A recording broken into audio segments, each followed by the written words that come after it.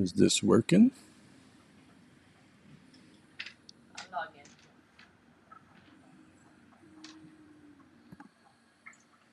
Okay.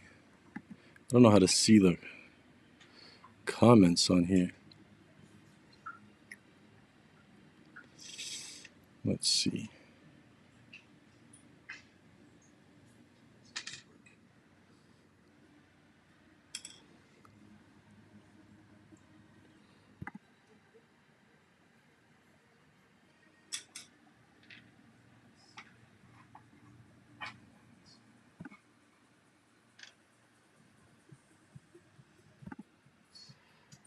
It says I am live. Let me make sure that's muted. Yo! Shine, what's up, man? Blue water, what's going on? All right, I'm trying to figure out. What's up, Tommy? I'm trying to figure out how to get my chat in this software that I'm using here. Oh, I see it. All right, I got it now. So what's up, people? How you guys been? What's up, Azreal? What's up, guys? Y'all hear me okay? What's up, Chris?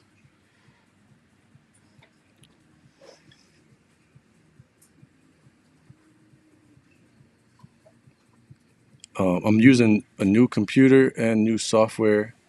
So if one of you guys could just tap in there that y'all hear me fine and y'all see me fine, that would be great.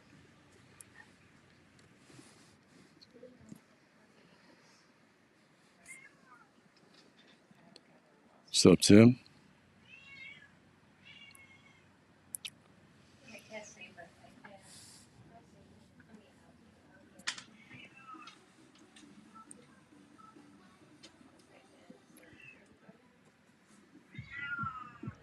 All right, Sean says sounds good. All right, cool. Thank you, Sean. I appreciate it. I'm not sure exactly how far back I am from what you guys see. What's up, Walter? Let me see something. Can I copy this link? What's up, Ed? How you doing, man? All right, I'm glad this is working because I never used this software before, so it's kind of a new thing for me here.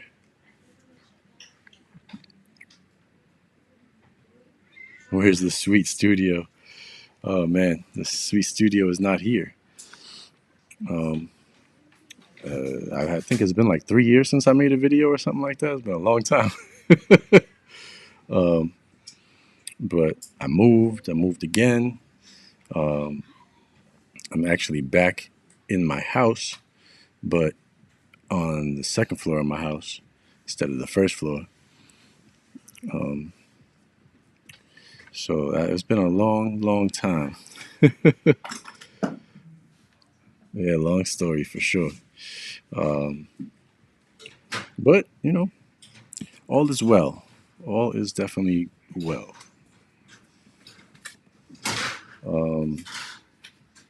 Probably, well, I don't know about right away, but I'm looking to move again at some point in time. This is interesting. I'm just looking at these options on this software because I'm on a Mac. Oh, I'm on a Mac now, and there's only one like live streaming software that works really for Mac, I guess. That's considered a good one. So I'm trying that right now. Oh, that was cool. The software just showed me a thumbs up, like fly on the screen. I know it's not showing for y'all, but it's just showing it to me. I'm trying to see exactly what I could do without needing to have YouTube up. So don't know how far behind I am. Hold on, I'm gonna unmute the YouTube for a second.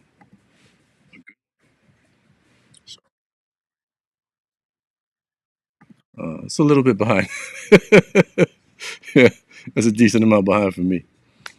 But that's all right. Um, yeah, I got a really cool desk and everything for doing YouTube in here, but I haven't gotten that set up yet or anything.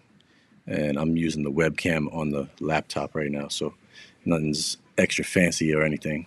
But I wanted to come on and say hi to everybody, see how you guys have been.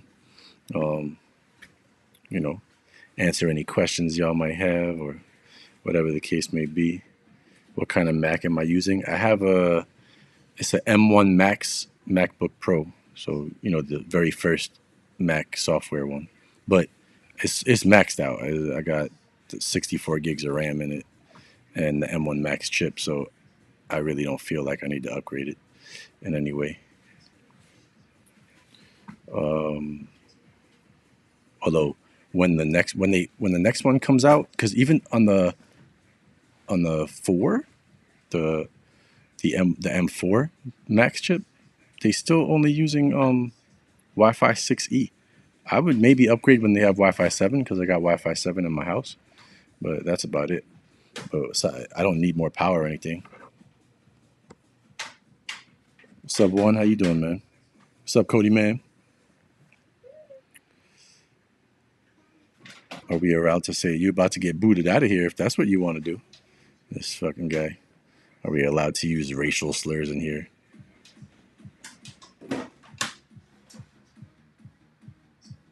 Yeah, man, Butcher's awesome. I see Chris talking about the Butcher.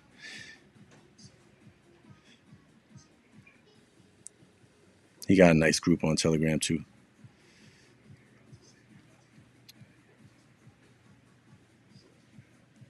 Don't worry, One. I'm keeping my eye on you.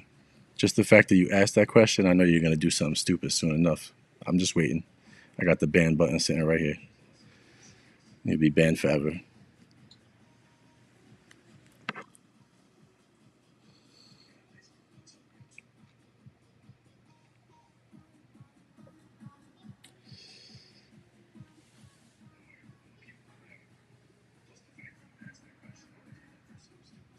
Oh, this is getting weird. Yeah, I'm about to ban both these dudes. That's obviously the same person. Ban.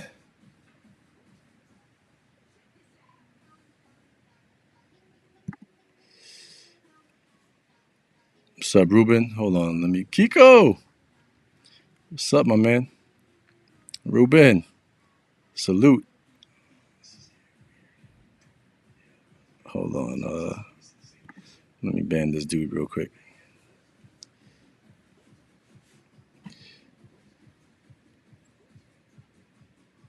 What's up, Kilo? Oh my god, these dumb questions.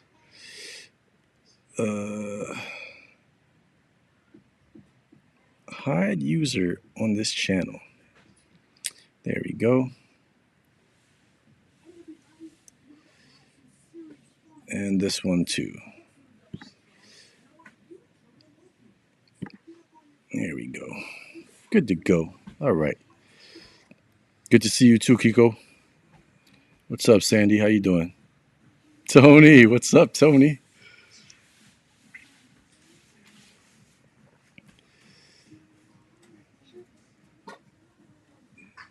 Why don't you end your stream so we can win? What? What is? I guess YouTube has got. Oh, Marlon, come here.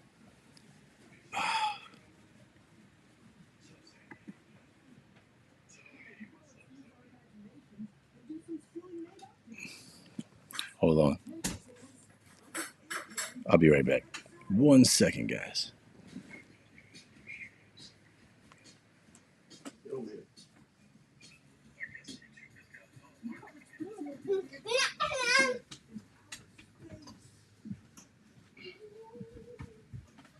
Over here.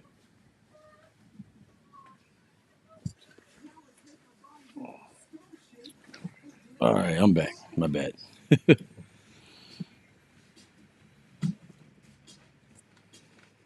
Oh, wow, there's just so many spam people here. Look at this Moxie person.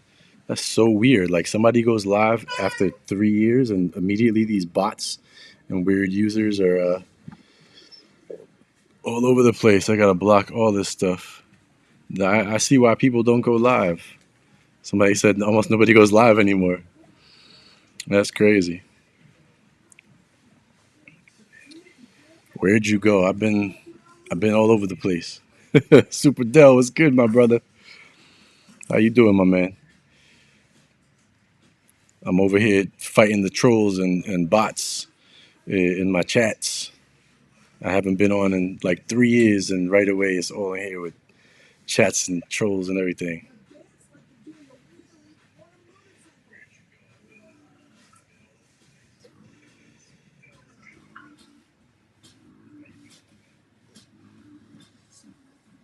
I don't know what this guy keeps saying.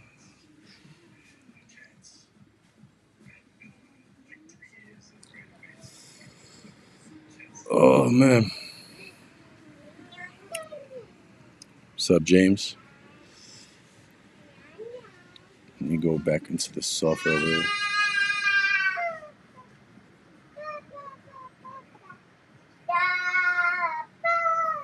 Kiko, yeah, I'm in my house, man. Like I was not in my house for a long time, but I'm back in the house now.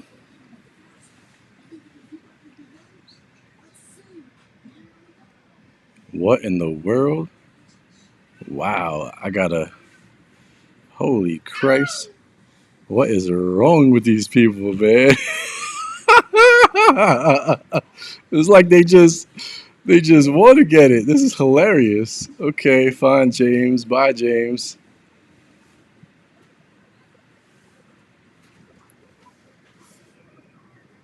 Yo, this is crazy. The things people saying on here are wild, boy. What's up, Brian? How you doing? What's up, Sane?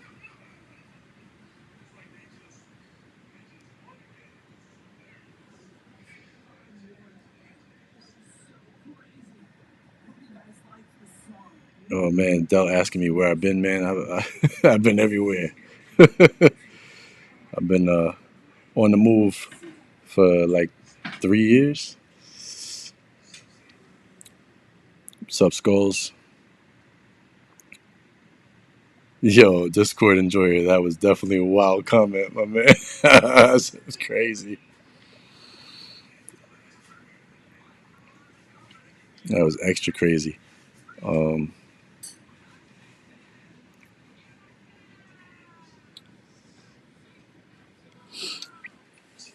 I missed the scooter videos. Yeah, man. I still got the scooter, but I'm actually about to trade that in. I haven't had time to do much stuff. I've been super busy. Um, what's up, Terry? Thank you.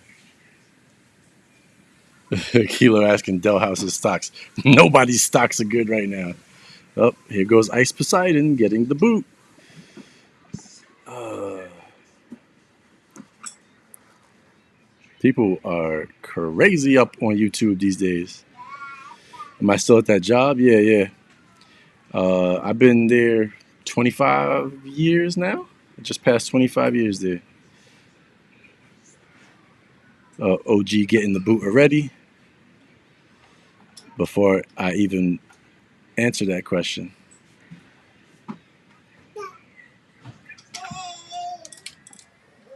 And you are hidden on the channel now, so nobody's going to know what you're saying, buddy. Oh, here goes Liam. Liam, I wasn't sure if he was legit or not with some of the things you were saying, but now we're going to boot you too.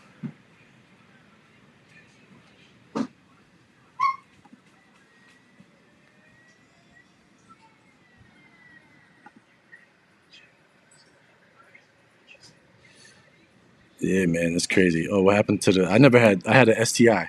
I mean, I know it's similar to a WRX, but I sold it in 2022.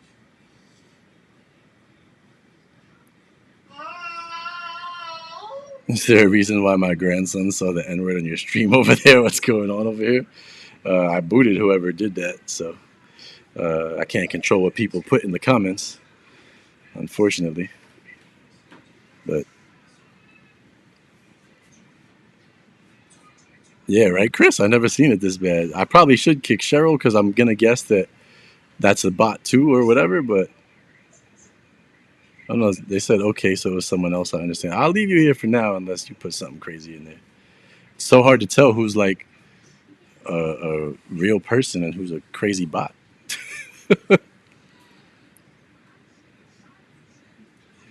One thing is for sure, the Mets still suck. I wouldn't say that. They did pretty good last year. and the Yankees did pretty good last year too. So I'd say New York baseball is doing all right, not doing too bad.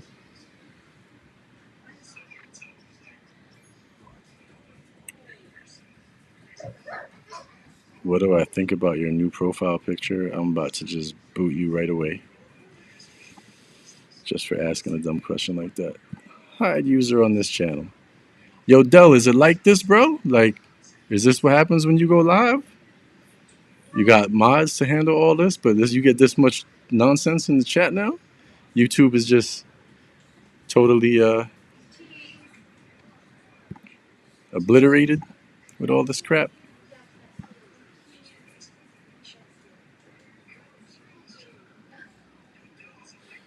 Do I think Nvidia will have anything new anytime soon? I honestly don't.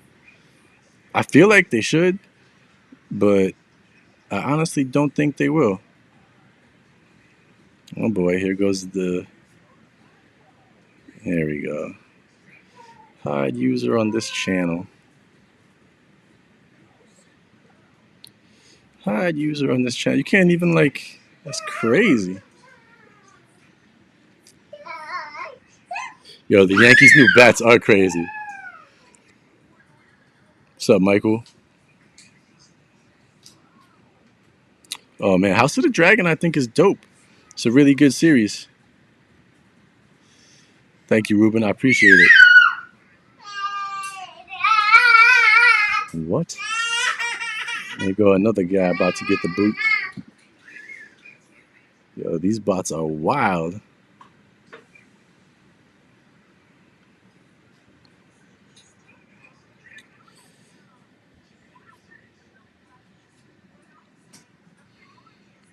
What's my opinion on the new update? I honestly haven't updated yet either.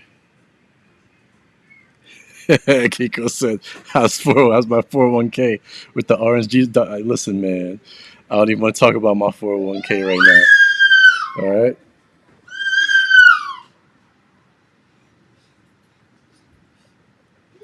Listen, man, but it's not looking pretty right now. I mean, it's fine. It is what it is. You know, what goes up must come down, and what goes down will come back up.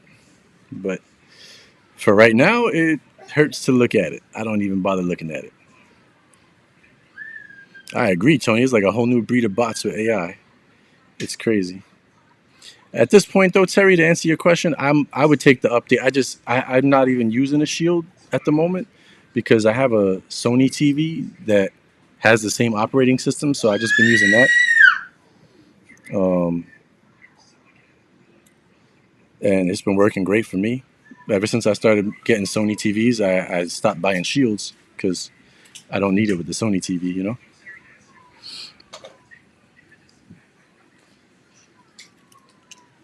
As you can tell if it's a new channel and hardly numbers, that could be wrong. Yeah, I don't know what's up with them bots, man. Bots are wild.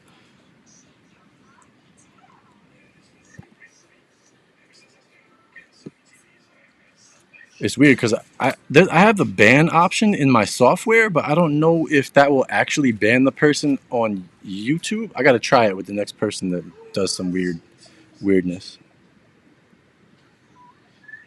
I still have all my shields. They just collecting dust right now.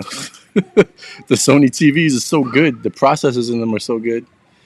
That like honestly, I would tell you guys if you could buy a Sony TV, like if whenever you have to get a new TV, if you're a Shield person, you could just get a Sony TV, and then you don't even need the Shield. So I still love the Shield, but it's just unnecessary with the new Sony TVs because the processors are real good.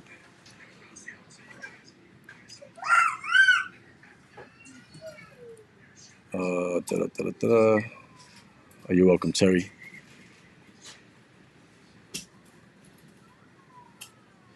Still doing photography, yeah, man. I haven't had a lot of time to do photography. I've been doing a lot of editing for people and photo edits and stuff like that, restorations, things like that, just on the computer.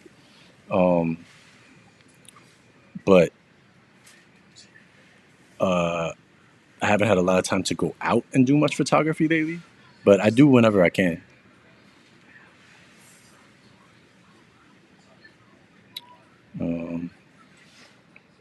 Oh, you got a Roku?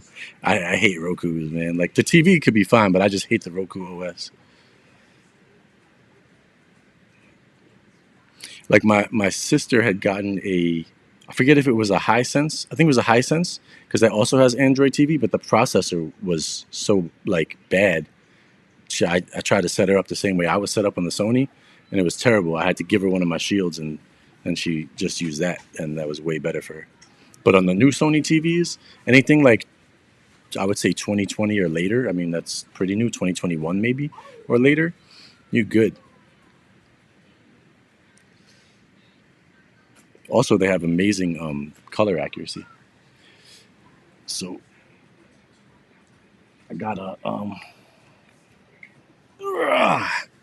this is a big reason why I haven't had a lot of time to be on YouTube or anywhere or out doing photos. It's my little man right here. Say hi. Say hello. Hello.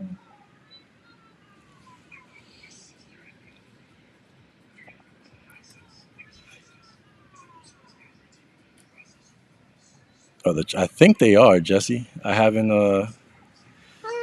gotten a new comment, but I realize that I have a ban option on my software. So if one comes in again, I guess um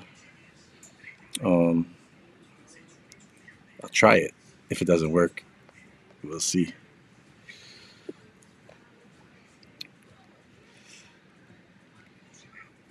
Yay!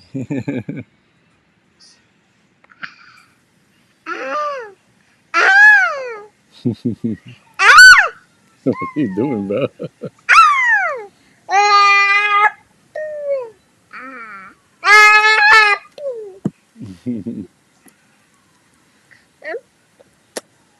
Oh, he's blowing kisses to y'all. Blow kisses. Mwah. Mwah. You gonna blow another one? Mwah. Mwah. Nope. He blew one. Y'all got one. Thank you, John. I appreciate it.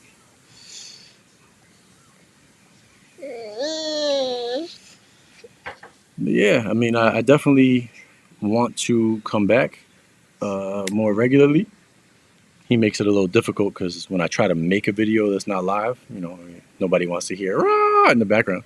And I don't have the studio anymore, so I gotta, figure that out a little bit. But it works.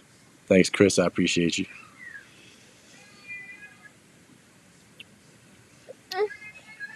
Yeah, I've been running around after this guy for a while already. Kilo, you could definitely shoot me a message on that. Like, just email me or hit me up on Telegram. Hold on. This kid is trying to touch everything. Stop touching the computer. Yeah, you sit. No, no, no, no. Go play, bro. You're gonna start that. Go.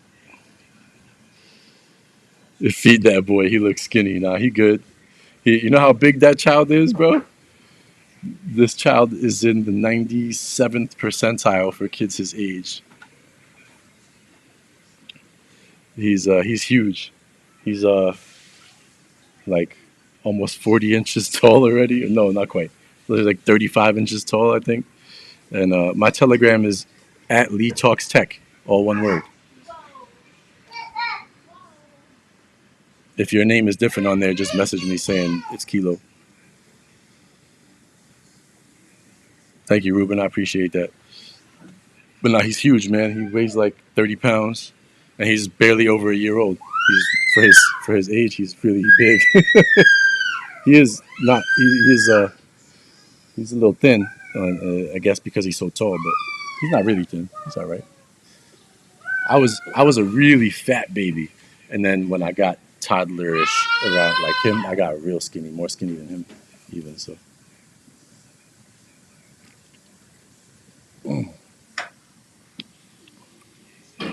Wow, that's crazy. My YouTube is so far behind that on my end, it just shows that I picked him up right now to put him on the screen.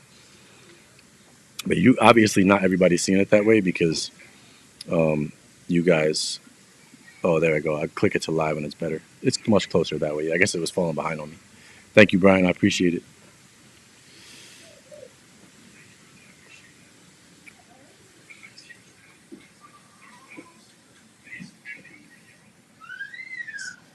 Thanks, Chris. I appreciate it, man.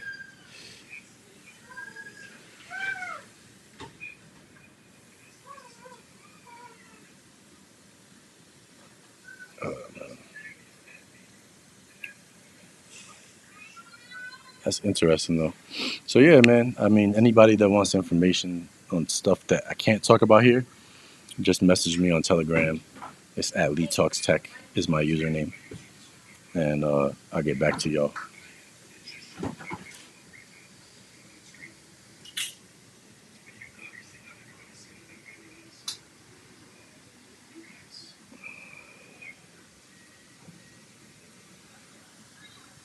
Last time I seen you did a video on your car, yeah, man.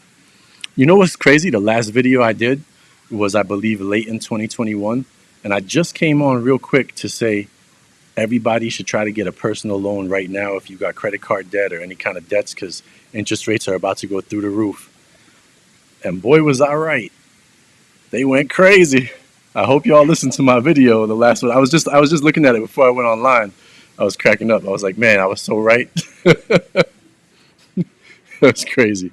What's up, Storm? Oh, good. I have a moderator in here, Storm. Thank you. I was you know, dealing with a lot of trolls on here in the lives, doing crazy stuff. It was wild. I could not imagine, after not being live for 3 years, um, how many trolls were in there. Carl, what's up, Carl?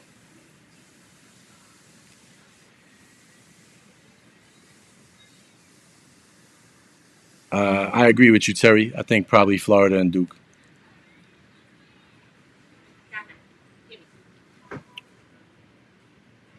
They seem to be gone for now, Storm, but uh, they were definitely here earlier.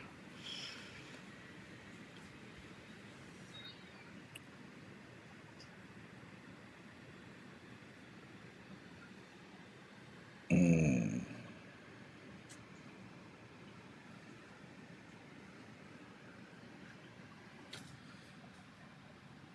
Somebody asked if I have Lee's Telegram. If Storm has it, of course she does.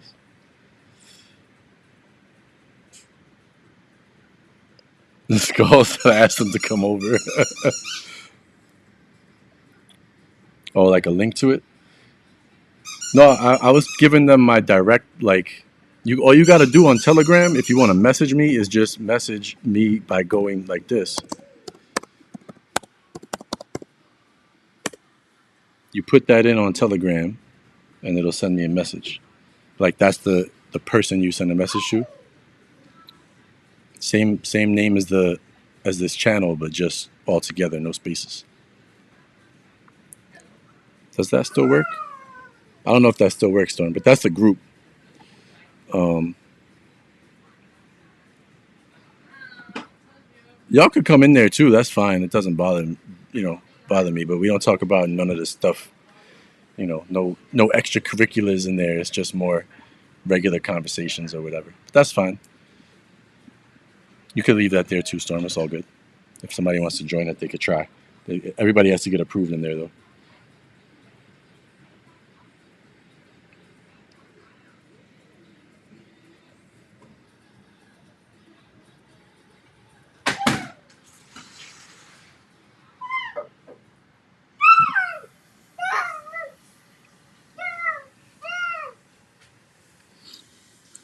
That's good that Storm and Carl still have mod wrenches. Let me see how it looks on this Ecan. Does it oh yeah, they get wrenches there too. It gives me an option to add them to broadcast also. That's pretty cool.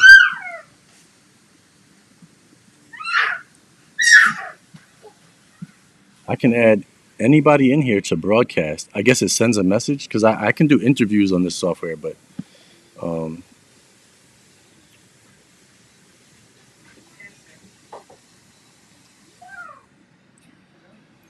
Carl's on a roof. Carl, stay safe, man. Oh, there we go. I'm getting messages from you guys, so it's working. I mean, I'll answer your guys' messages after the live, but I'm getting them. So you guys are sending messages to the right spot. You're all good.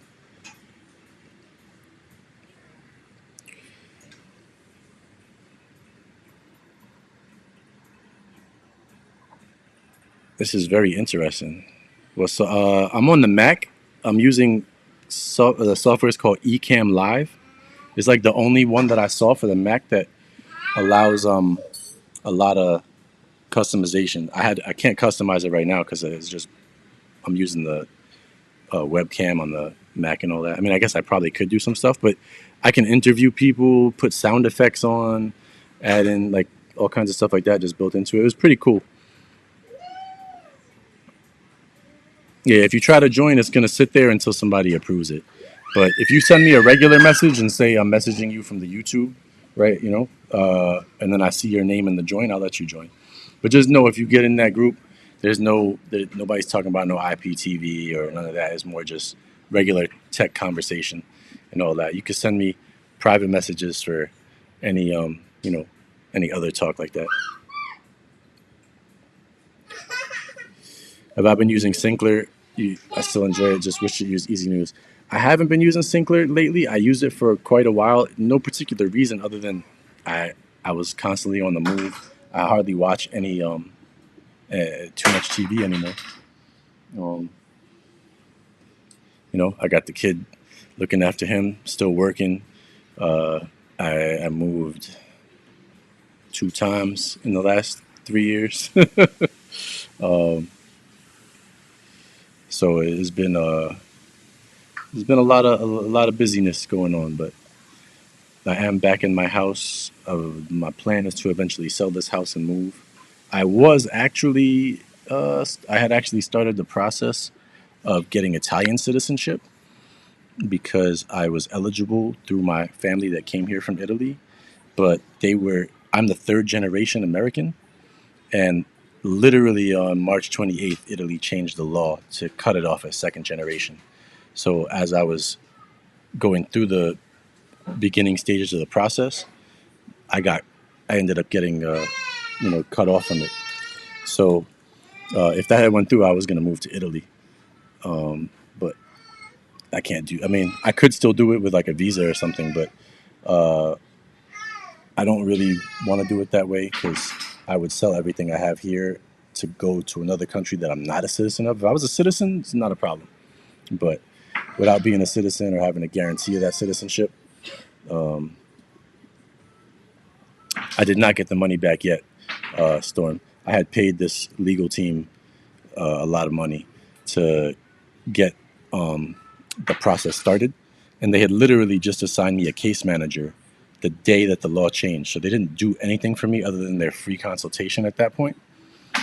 And I immediately said, "Well, the law just changed. You guys, I would like to get my money back."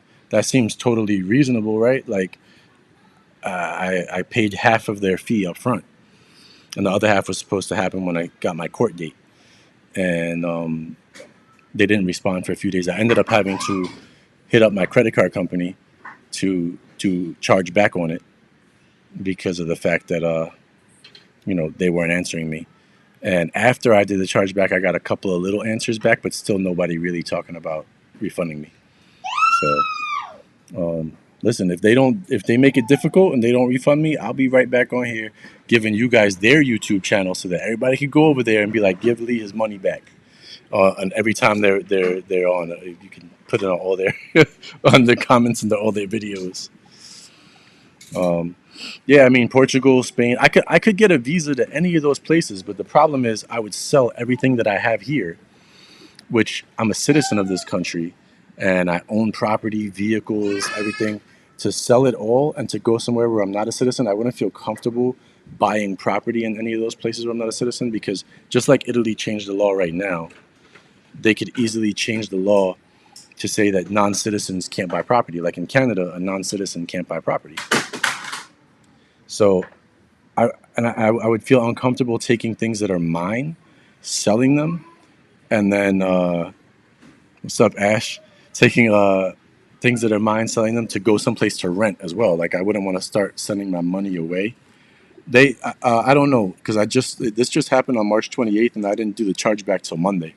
It's Friday, so I haven't heard anything since then. I think maybe it was Tuesday. I might have even waited till Tuesday to do the chargeback. So I'm waiting, to see what happens. Kilo said move to Canada. I would love to move to Canada. I go to Canada twice a year, every year, but Canada also doesn't exactly just hand out citizenship like candy. So, um, it's I'm I'm really, the older I get, the more I realize, and as much as I travel around now and stuff, uh, the more I realize that like I'm better suited for um, like living in another country. Just um, it, you know, I don't care about more taxes or whatever. I care that I would have free healthcare, free education for my kids, stuff like that. When I look at the difference in taxes, like Kilo saying moved to Canada, Canada is only about 3% more in taxes than America on their standard rates. Um, and you know the what you get in Canada compared to what you get in America for that 3% more is worth the 3%. I understand nothing's perfect. Obviously, I know quite a few Canadians that have issues because they live in very rural areas and they got to wait a long time for certain like specialists for healthcare stuff like that. I get all that. You know what I'm saying? But I wouldn't be looking to Kilo's hilarious. He said, "I'm from Canada. Find a desperate woman and marry her." Nah, man. Sean said, "I remember you saying you'd never leave NYC. I told you, bro. You know, I, I don't hate NYC. I still love NYC. It's just I don't really use the all the things that make NYC great. You know what I'm saying? Um, as an older individual, and I also see a whole lot of what's up, Sean? How you doing, my man? I also see a whole lot of you know issues where like just affordability and stuff is getting crazy. I mean, I'm good. I bought my house already. I could stay here and you know I bought my house when the rates were low and all that stuff, so we were good. Tony, yo, Kilo, Tony's asking if you know any desperate women. He's single. He's trying to get to Canada too. Hook a brother up, Kilo. Yo, that's funny.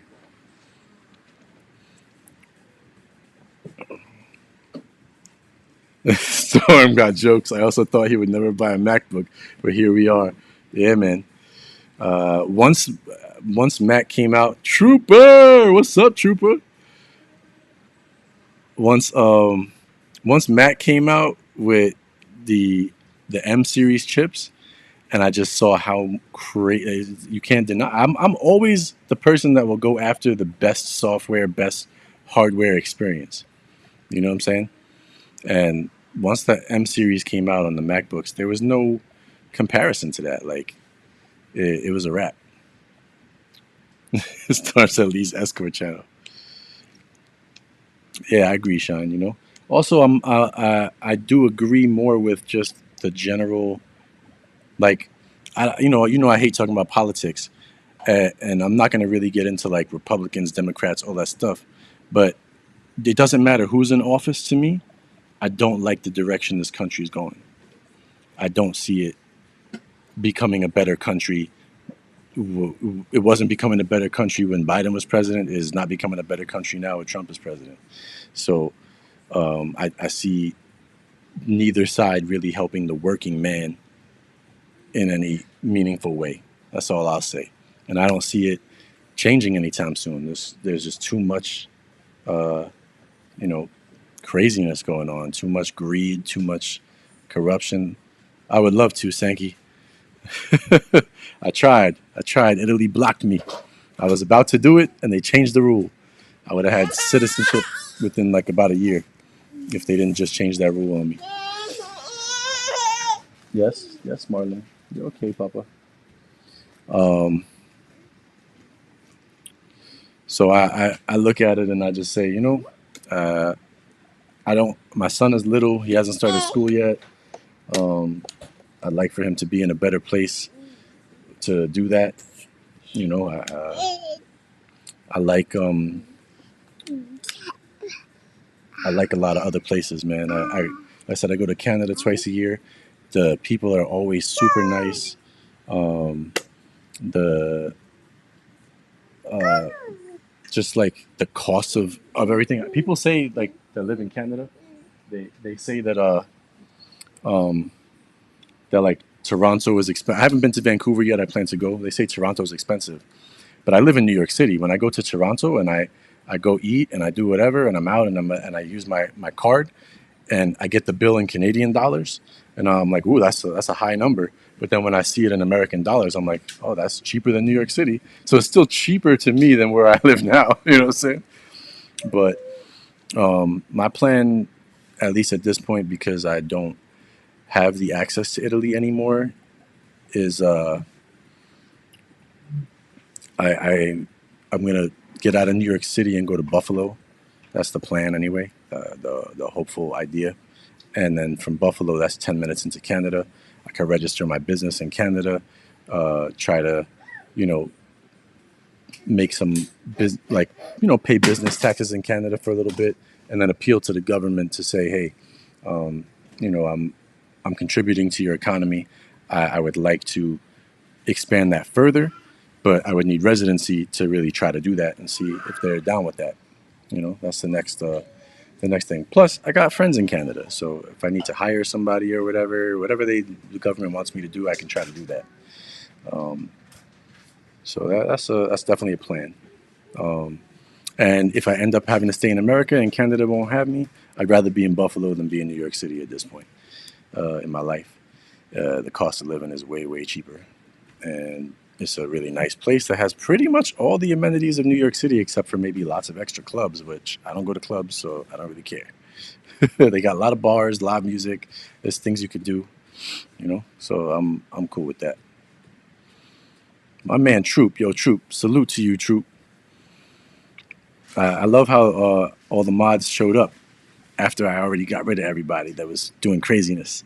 But I'm glad that y'all showed up because who knows when I couldn't believe it. You guys should have seen it in the beginning before y'all got here. The craziest stuff was popping up on the screen. People were talking about, spreading their cheeks and all kinds of nastiness.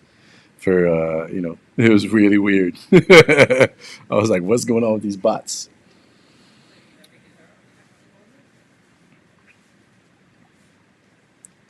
Bills are better than the Jets. You know what? You ain't wrong, Carl. You are not wrong one bit.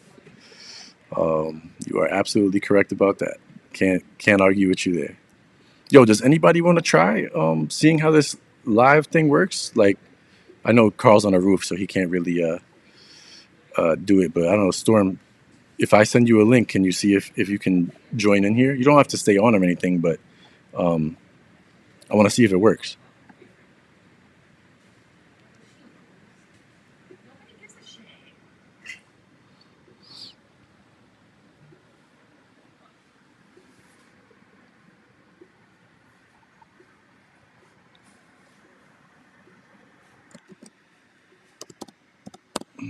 Hang on a second.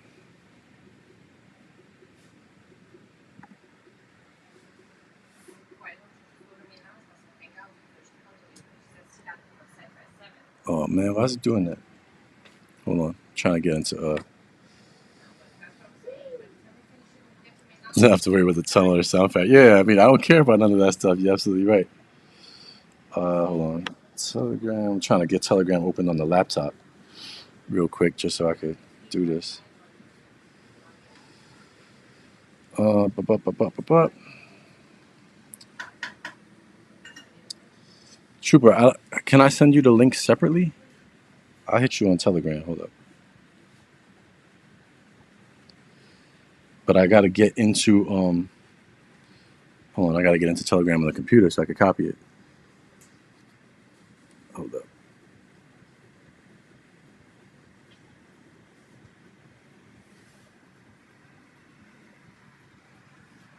It should let me in with that. Settings, devices, link desktop device. Settings, devices. I should already be linked to this, but I'm not, I guess. Link desktop device. There we go. Hold up.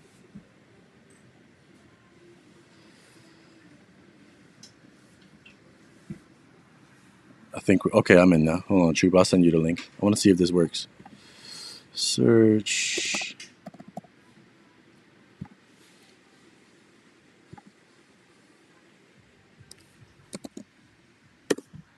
Let me know if you can get in with that, Troop. I just sent it to you on Telegram.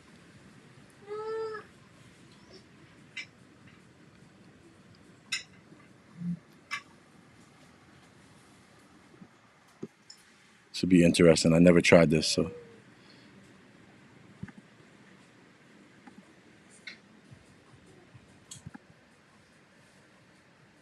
I don't even know how to see when somebody show. Oh yeah, I see guest one is right here. Okay, that's interesting. Let's see.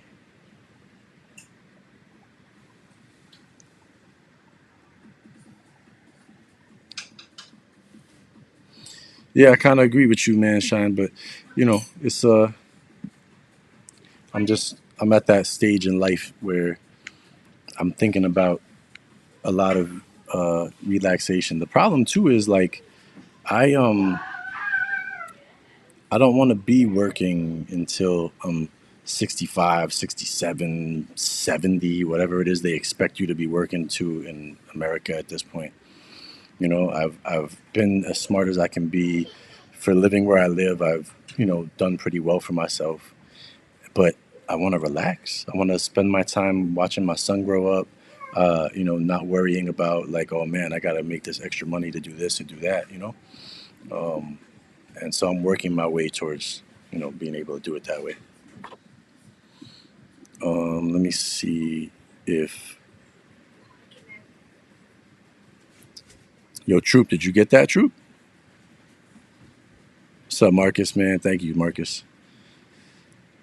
I missed you guys too, man.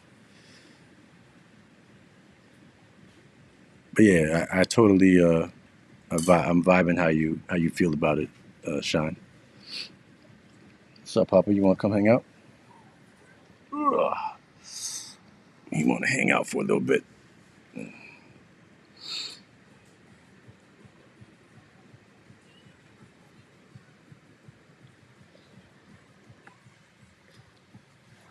Uh, Troop, did you see that? Waiting on me. Oh snap! My bad, bro. Let me see. I don't even know how to find this. So you like in a room waiting on me to let you in? Hold on. I don't even see you here. I see an interview tab. Oh, there we go. Hold up.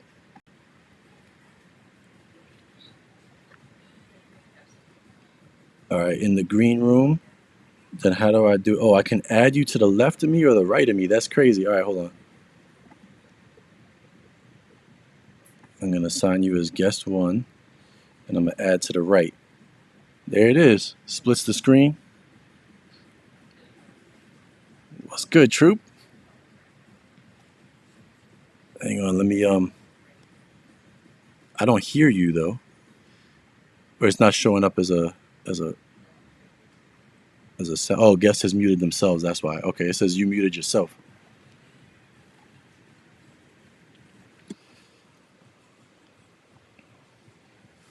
Oh yeah, I'll be back on more often for sure, Storm.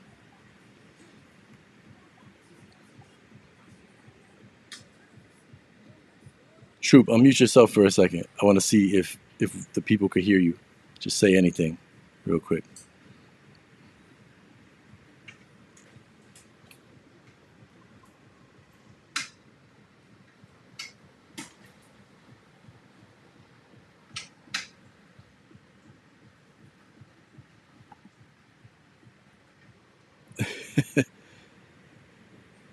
It's gonna look like a podcast here. I wonder if I could change the layout.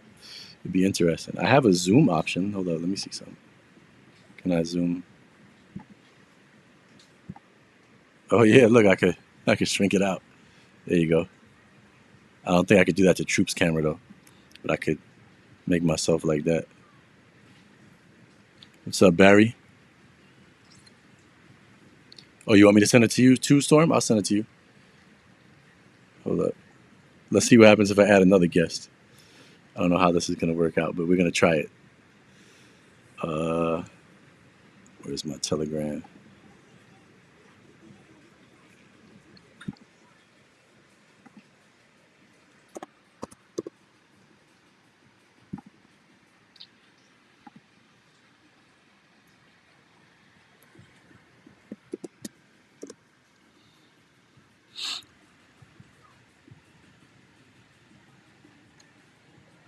I just sent it to you, Storm.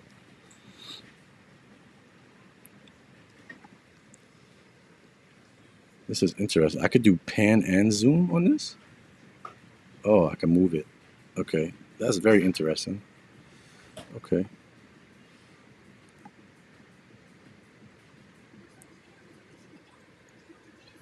What's up, Travis? Kiko said Troop is always in the dark. Is he undercover? Yeah, I got you, Kilo. I seen the message. As soon as I'm done with you know, the video, I'll shoot you a message back. But your message made it to me.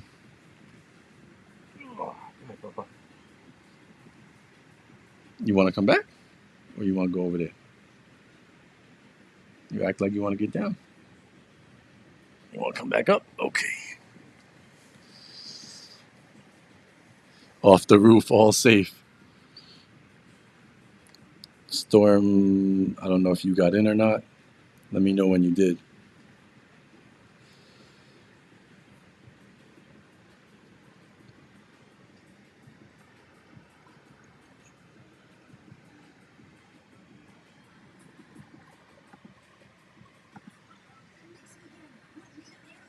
There we go. Hold on. We're gonna put Storm in. Let's see how this works. I'm gonna assign Storm as guest two, and then let's do add to the left of me. There we go.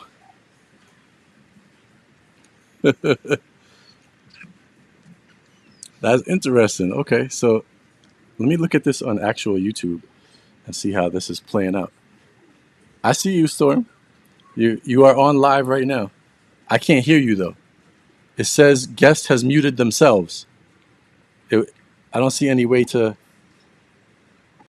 Okay, so you and Troop. It both says guest has muted themselves. I'm unmuted. There you go. Troop's unmuted. I heard him. It worked. Go ahead, Storm. Unmute yourself. Okay, so that works. Let me see.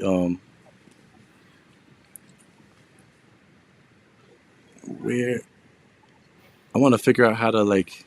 I don't know if I could change the way this generally looks or not though. It's pretty cool.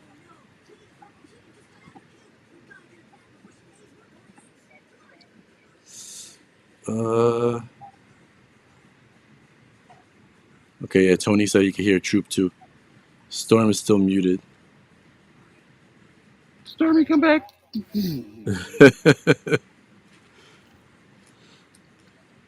This is so weird. Like I'm gonna zoom myself out. I'll be real small between you guys.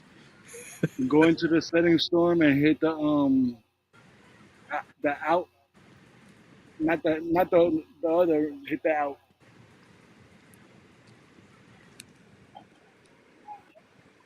Not the first one they assigned to you. Hit the other one.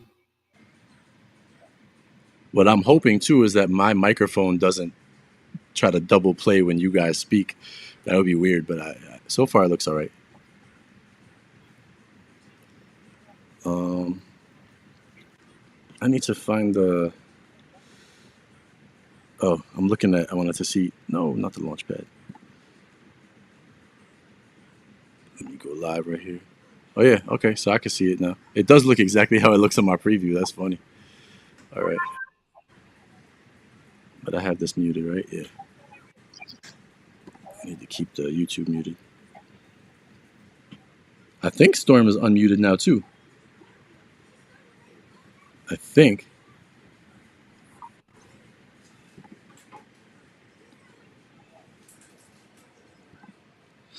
I think in order for me to change this layout, I have to create like a scene ahead of time where I can place people in different stuff. Oh, we lost Storm. She'll pop back up. Hold on. Storm is joining. Okay, back again. I think it always mutes the person when they come in. It says guest has muted themselves, but it's working at least. Yeah, mute yourself. And, yeah, mute yourself, and it gives. There you go. That's cool.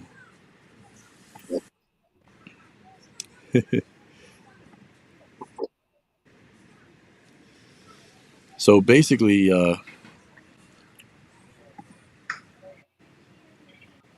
I know Storm. Well, if she could unmute herself, oh, she left again. I know she started Hold working on on. some a car thing that she was doing, which was pretty cool. I'm gonna And go help her out. I'll be right back. all right, I wonder if I can. Let's see. Well, I can. I think I can do solo. Yeah, that puts it back to just me, and then bam. For now, that's interesting. Trying to figure out how that works, and then I can. Oh yeah, I can do an add left, add right at any point. All right, this is cool. Starting to maybe it's my dumb laptop. Nah, it probably it just muted you. You might have to like allow microphone permissions maybe for in Windows or whatever you're using for this Ecamm or something. But I don't think so because it's just through a web browser. It should work. Maybe in the web browser in the top box it might have you uh, check to allow it. It's possible too. Like in the actual address bar, sometimes it pops up in a little spot there where you gotta allow the microphone usage. Could be that. I want to know what this add to broadcast is. I'm gonna try adding Storm to broadcast. Oh, okay. That's adding the comment to the broadcast. All right, that's cool. You see, it says Storm. Oh, I love you guys. So, and it just stays there unless I hit remove from broadcast. That's funky. Like it would just sit there forever. I have to figure that out. Software is weird, but it's cool. It works. Are there any new NVIDIA Shield updates? They have been updating. I mean, I haven't been using the Shield. I mentioned that earlier just because I got Sony TVs now, and the TVs processors on the newer Sonys are so good, and it uses exactly the same OS as the Shield that I'm like, I don't really need the Shield. It works fine. Um, but the Shield, my sister's still using one, uh, and the updates have all been good for her, and it's working great. No, Kiko says Storm had the same mute problem the other day. Storm said, "Did you guys realize I know how to unmute? That's hilarious." Yeah, I'm not sure what happened. Maybe try rebooting the laptop or something. But yeah, if you can get back in here, we could talk a little bit about the photography thing. Um, I was I mean I'll mention it anyway. But what's up, creative one? What's good? Got little Supreme over here.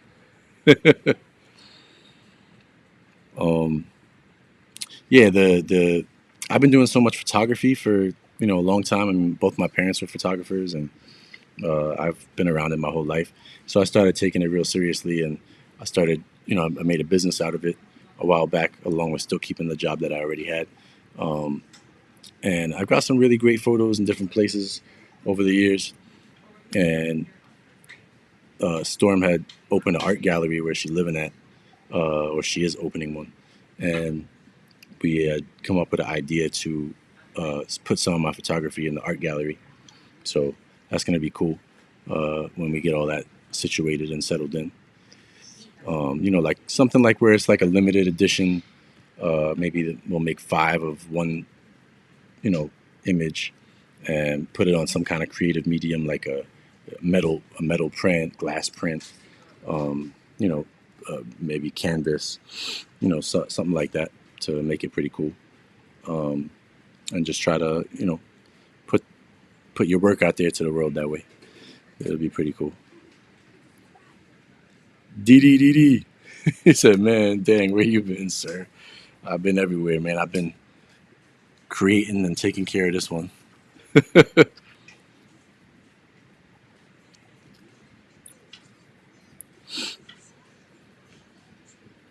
Oh, Azriel, I don't know about that, man. I would definitely contact Paramount Plus to ask them what that error code is, because if it's only happening to Paramount Plus, then I would assume that it's got to be something that's there on their issue. If it's throwing up a specific code, I would contact them directly and ask them what this code is. That would be my recourse.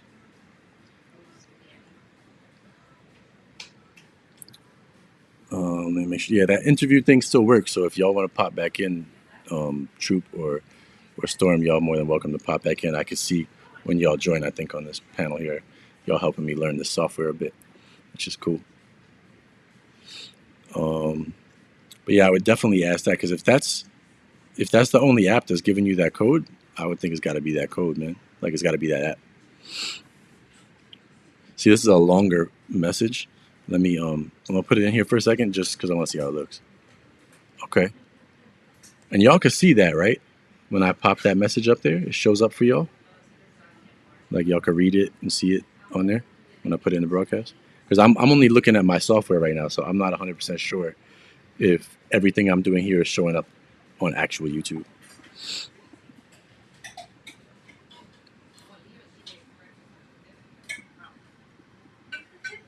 But yeah, I'll definitely be back on here more often. I might pop in and do some live shows, for sure. Making actual videos is a little bit difficult at the moment. Like I said, because he's always running around all day, and he's very loud when he wants to be. Um, and also, okay, thanks for clarifying that. I see both of y'all said yes. You can see it. All right, cool. Now I know how that works. Um,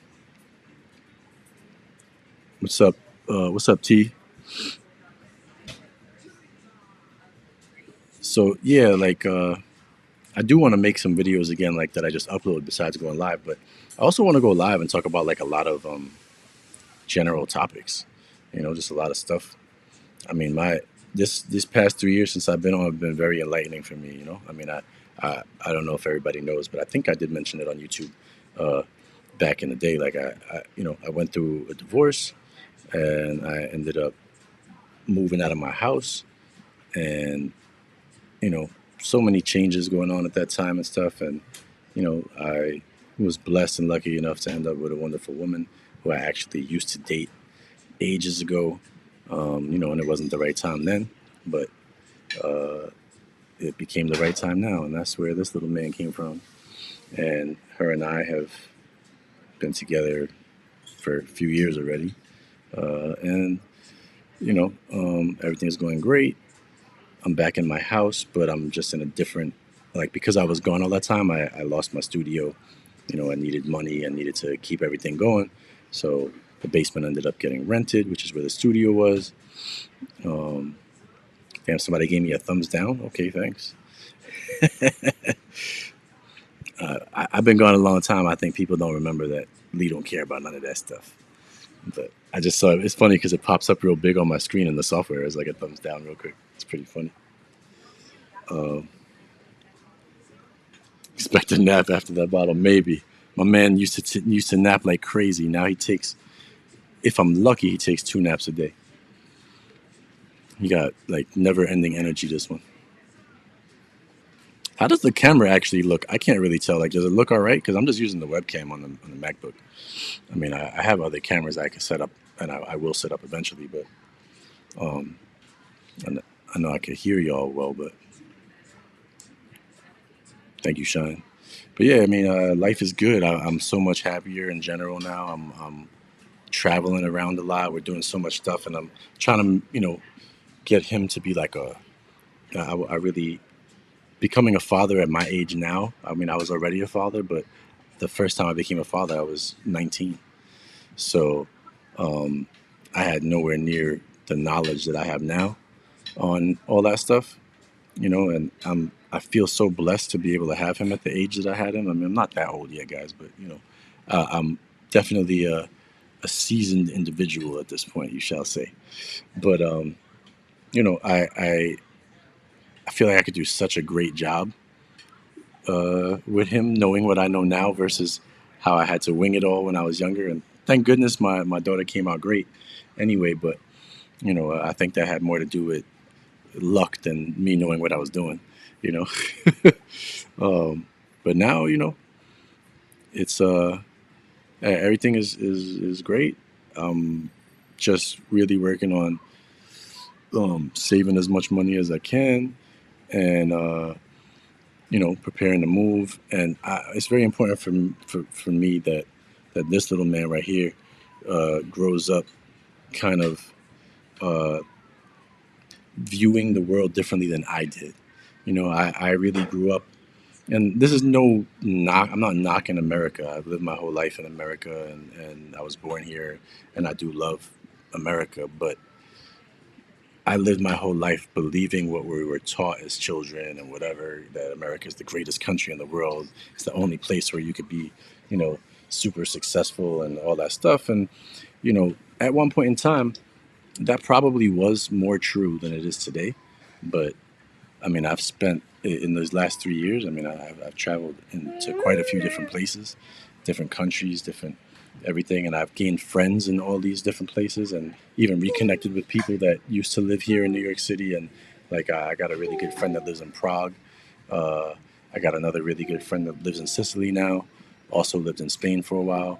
I have another friend that lives in Spain, and I have relatives that live in Italy that I actually speak to on a regular basis.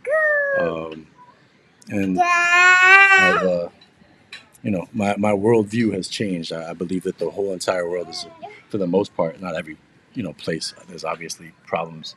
And I'm not saying that any place is perfect either, but um, there's a lot of really good places on this planet, and um, it's not even so much politics for me.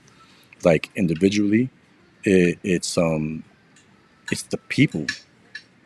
Like when I when I see, like I said, I think both political parties are terrible at this point. They're not really looking out for us in America, and I wish, if in order to fix it here, you need open primaries where every single person that wants to be president uh, can run regardless of party, and let's say like the top five vote getters in an open primary where every single person in the country can vote during that primary for who they like. The top five vote getters get on the ballot, and it doesn't matter what party they're from. It doesn't matter, like if one year you happen to get five Republicans, that's what it is. If you get five Democrats, that's what it is. If you get, but you could have all these different parties, and they would all have the same chance of getting on that ballot.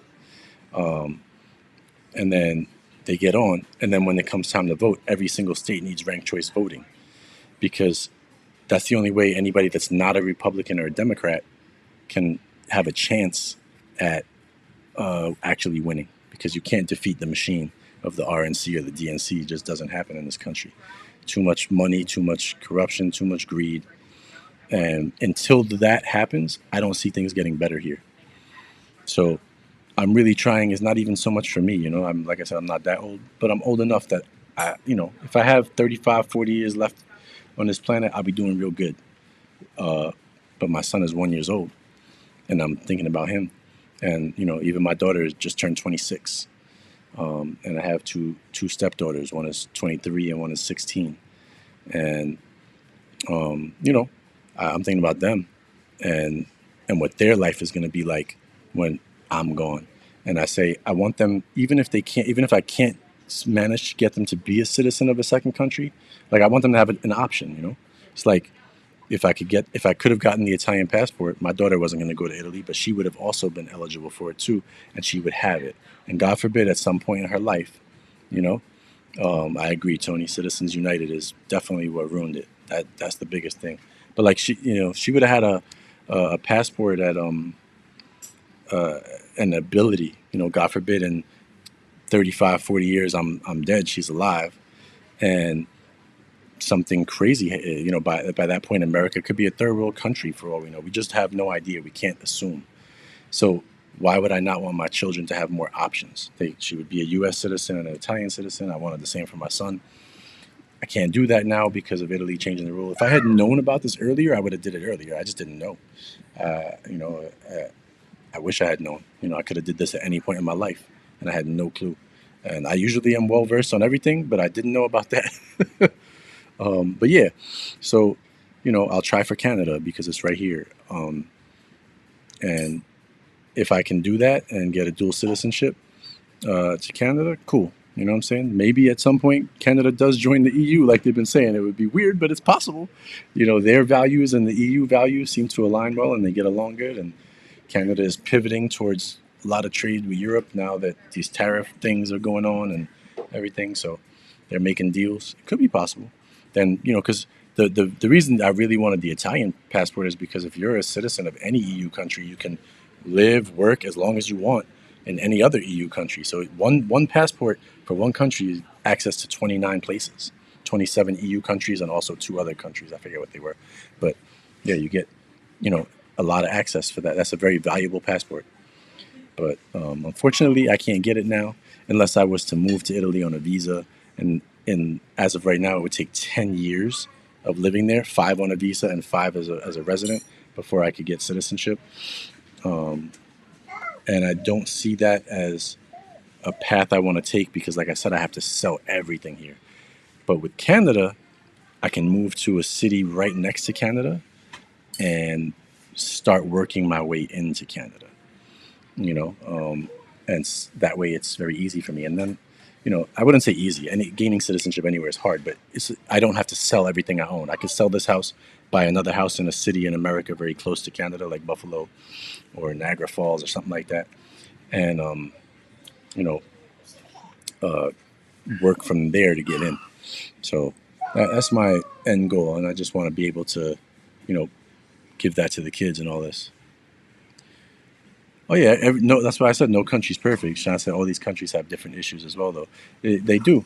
You know, every country has different issues. But to me, the biggest issue I have with any country at all is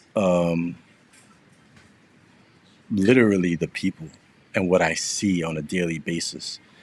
How half the country, like back in the day when I was younger, people had differing opinions on politics, but it's not the way it is now. Now people are ready to slaughter each other in the streets, come into blows, and it's a regular occurrence that people are being filmed, you know, doing all of this craziness because I'm a Republican and I'm a Democrat and we're gonna fight, and I hate you because of it. When half the country hates the other half of the country, this country ain't going nowhere. It don't matter who's in power because all they want is for us to be hating each other so that they can keep making all their money and doing what they do with all this corruption that goes on. You know, like I said, we need the open primaries, we need ranked choice voting, and we need to be able to. That's the only way we're going to start voting these people out and putting in people that we choose. And then if those people start becoming a problem, you vote them out too, and you put, you know, but you have that. The citizen ends up with more power in that type of system. And that's the system that's used in Europe, in Canada. You know, a version of said system is used almost everywhere in Europe, everywhere in Canada. Well, Canada's only one country, but yeah, in Europe and Canada. Um, and in general, the problems that I see here are going to tear this country apart. And like I said, it's not about, I don't care if you're a Republican or a Democrat. It's the way the people treat each other, the way the people are behaving in general, and it, you know, and that's not going to change. It's only getting worse. People are getting more and more angry all the time, screaming, yelling, fighting, killing people. You know, it's craziness. It's absolute craziness. Nobody's looking at each other as we're all American citizens. I don't care if somebody's a Republican. I'm an independent because I hate both parties. But it, if I don't care if somebody's a Republican or a Democrat, I will treat everybody the same. You know, you're all American citizens, and I'm an American citizen. And if my fellow citizen needs something, I would do my best to give it to that fellow citizen to help that fellow citizen achieve something. But I'm a rare breed these days. Almost everybody has decided hardcore, you know, Republican, hardcore Democrat, and they stick to it, and it's really damaging. You know, it's definitely really damaging. It's doing no good for this country whatsoever. People need to adjust their attitudes towards their fellow citizens. You know, Chris said Canada can't agree on what language they're going to speak. Canada speaks English. It's not a difficult thing to, you know, do. French is the second most spoken language in Canada, but English is the first most spoken language.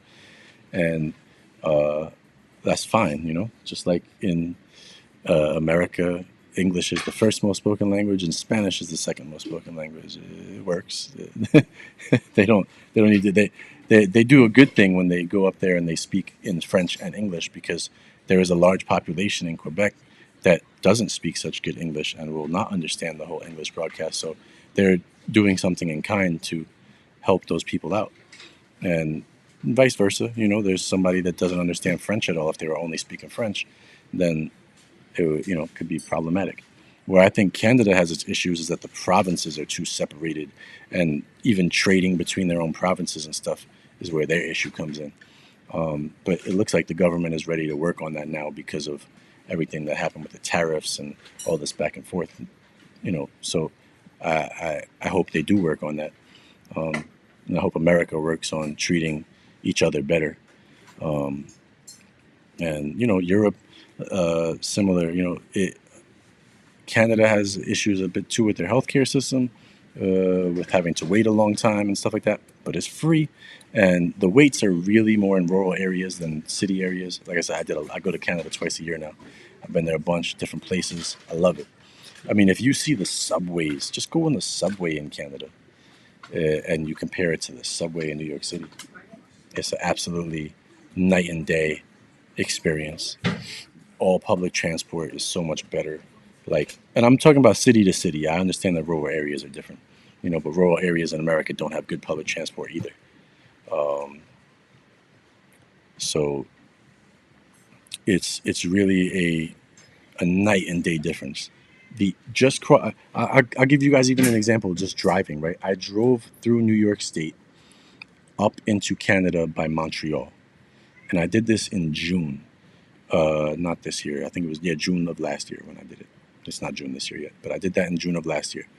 Going through on the New York State highway system, as I approached Canada, on the left side of the highway and the right side of the highway, there's garbage. There's brown patches all over the place of grass. And you're like, when you're not a well versed or well traveled individual, you just say, that's how it is. There's patches there because it's dry out, and it's been hot, and it's summer, it's June, so there must not been enough rain. So there's a whole ton of brown grass all over the place, or missing grass altogether. I mean, it was ugly. When I say ugly, it was ugly. All right. I got to the border. I handed them my passport. I drove through the border, and I swear to you guys, the second I was on the Canadian side, all the grass was green, healthy, no garbage, trees, beautiful, smells good. It was night and day. And I said to myself, I got to look at this on the way back, because maybe I'm just kind of bugging out about it or whatever. But on the way back, I checked it, same way. Beautiful, beautiful, beautiful. Cross the border, get over. Disgustingly ugly. Now, even for a longer period of time, I've been going to Niagara Falls and then to Toronto from there. Um, and if you look at Niagara Falls, New York versus Niagara Falls, Canada, Ontario, night and day of how everything is. Like Niagara Falls on the US side is like a slum. The houses are dilapidated. It's terrible. There's so much bad stuff there. Just you could tell that it's not well taken care of at all. But you cross into Canada, and you're in Niagara Falls on that side, and there's beautiful tree-lined streets everywhere, crazy beautiful flowers when you go at the right time of year. Um, you know, it's a night and day difference just by crossing this little bridge. And in the story I was telling y'all before, it's a night and day difference just by crossing through a little border. There's no bridge or nothing. It's literally the same grass on both sides. It's just about how they take care of it. And when people say, "Oh, my tax dollars, I don't want to pay more taxes," if my taxes are going to that, and they're going to free healthcare, and they're going to free school for my children, and higher education, colleges being free, then I'm I'll pay 3, 4, 5% more tax, because guess what? I don't have free healthcare right now. I am one major accident away from losing everything I have and having to declare bankruptcy in the way America's healthcare system is set up. You know, it's it ain't right. Like uh, I should, when the rest of the you know first world countries out there have free healthcare, literally every single one of them has universal healthcare except for us. Why would I not want to be in one of those countries? I don't like that I can work my whole life and have a house and have, everything that I spent years and years and years working hard for, and that could all be taken away because, you know, I have a terrible accident and now I have, I pay for the best healthcare, right? That I can get through my job, and I work for a major, huge corporation in this country. Okay, and I pay for the highest healthcare they have. It costs me, I think it's $150 a week out of my check to have this healthcare, and then I still have to pay $50 copays to go to doctors. If I get blood work done for my physical and they check my cholesterol, right, that'll be free for me. Like I don't pay for that blood work, but right then I need to get it tested again because I have hereditary high cholesterol. Nothing I do will get rid of it, right? So let's say they give me a different medication and I need to test it again. I have to pay for that blood test because my insurance company will decline it because I already did it once, without in that calendar year they already tested it once. So like my company says, why should we do it again? You pay for it this time. So I've literally gotten bills after having, like, for things that doctors have ordered that I need because I've gotten a different medication for another issue that could potentially affect my cholesterol. So they want to check it and make sure that I, these doctors know what they're doing, right? I've gotten a bill for over $100 multiple times because I've had the same blood work done more than once in a calendar year, and that ain't right. It's blood work. It doesn't cost that much money. Like it only costs that much money because it's America. My insurance only pays 80% of claims. Like I'm responsible for 20% if a doctor chooses to charge me for that. So let's just say you have a really bad, accident or whatever, and you're in the hospital and you got to stay there for 3 weeks. You got like 5 crushed bones, whatever it is, right? And they got to take care of you and all that. You could easily end up with $100,000 bill, which means I'm still on the hook for $20,000. And this is after paying $150, you know, a week out of my check just to have the insurance in the first place. And I've been doing that my whole life for my kids. It's more money when the kids are on it, like, so it's not an easy way to live. Like it shouldn't be that way. That's too. I don't have an issue per se with capitalism in general, like regular capitalism, but this is hyper capitalism. This is too far. Our health should not be boiled down to capitalist. If I live or die, should not be boiled down to capitalism. Nobody should be able to say, well, it looks like, he might live if we give him this really expensive treatment, but there's not enough proof that he will live, so we're going to deny it and he's going to die. Like that should never be allowed. You should be able to try whatever you want to try. And, if something doesn't work, you should be able to try something else, especially if like you have cancer or something like that. And, like those things should just be allowed to happen. Nobody should be able to deny you that right. And that kind of stuff really irks me, man. You know, so uh, when I started looking into Italy and stuff and Europe and everything, there's all kinds of treatments that are in testing and phases, and anybody can join them. Like, so if you're gonna die anyway, like let's say you had cancer and you're gonna die with the available treatments, why not try something? In America, they won't let you. You could try a treatment that's had some progress but hasn't been approved yet. If I'm gonna die anyway, I might as well, right? You know what I'm saying? Like, so, those kind of things are things that open my eyes, and they make me say, you know what? I would love my children to have options. Yep, as you're absolutely right, Azrael. The money is not in curing you. The money is in, you know, keeping you going. I mean, like my mom, she has a boyfriend now, and my mom is pretty, I don't want to say she's old because it's not nice to say your mom's old, but she is up there, and her boyfriend is even older than her, and exactly, Shawshank. He said, "I'm Canadian. I can get 20 blood tests a year and it doesn't cost me anything." And that's why when people say, "But the taxes are more in Canada or whatever," right? And I'm just like, "Yeah, but it's worth it." You know, like you don't people don't realize how much money they have to spend in America just on healthcare alone. I don't think they realize it because especially when you're young, you don't realize it because you hardly need the doctor unless something really bad happens, which most of the time when you're young, you don't need it. But as you start to get older and you realize how much this stuff costs and how much you're paying in, you'd be much better off paying 3 to 5% more in taxes than you pay in America and having free healthcare. It's going to save you a lot of money. Um, but yeah, like my mom's boyfriend, they found out that he has cancer, and he's got to take these chemo pills for like 9 weeks on, then 9 weeks off because he gets really sick taking them and everything. But it's keeping the cancer at bay. It's too advanced for them to get rid of it.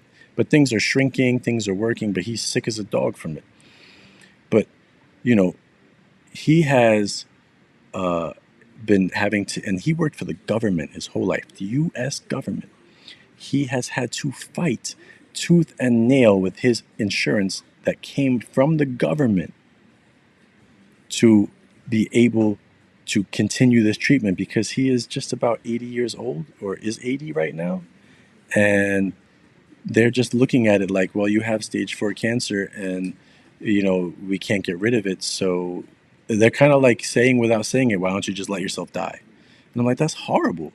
If this man chooses to take a little pill that's been around forever, you should pay for that pill. This man gave his whole life to this country. He was in the military. He worked for the government after that and he was an auditor. It's crazy. It's so crazy. Like, um, she should marry him. No, her previous husband, he passed away from Lewy body dementia, and he was a military man his whole life. So she has his stuff. But she said she would never get married again after that. But this man that she's with now, he's a really nice man, and he basically kept saying like, please let me just take you out. It's a really sweet story that she has with him. She finally just caved in and did it. And I feel so bad for my mom because now this guy's got cancer, and she's still kicking around, healthy as could be, and these guys are just like, unfortunately, not doing well. But the medicine is working for him. It's just really sad that the medical insurance is doing this to him, and that he has to fight and argue with them over it. It makes no sense. You know, if it's working and they're showing that it's working, it's actually shrinking some of the cancer cells, things like that.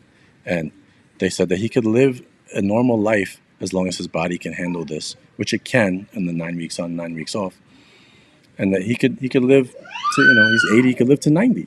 That's a full life. Even 80 would be considered a full life, but he's healthy otherwise, and he's still walking around, he's still doing stuff, he goes up on ladders and does stuff on the roof. I mean, this dude he's a champion, man. Like, he is a champion, and he should be able to take whatever medicine he wants without having to fight about it. And that's where I find problems with all this. The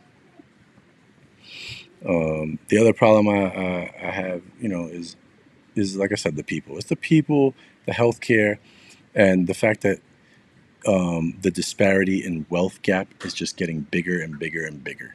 And it doesn't matter who, you know.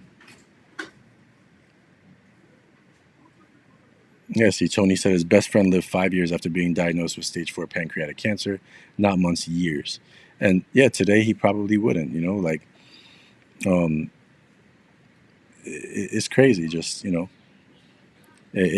can live longer, and if you choose to do that, and your quality of life is fine, this man wants to live.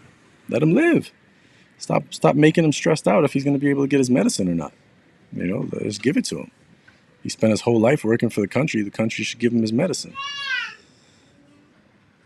Like, it's just a weird thing, man. And seeing the amount of homeless veterans we have uh, drives me crazy too. I don't feel like any veteran should ever be homeless unless it's like something that they just choose to be because they refuse help of any kind or something like that, maybe. But like super rare instances of something like that, you know. My best friend in my entire life was killed in 2006 in Iraq, fighting for this country, and um, he was born in Colombia and came here and loved America so much. He grew up here. You know, he loved America so much that when 9/11 happened, he said, I'm joining the military and I'm going to go and I'm going to, you know, fight for this country. And he did. And he did two tours in Iraq. And he had three young children at the time when he went on his second tour. And he got killed by an IED on his second tour.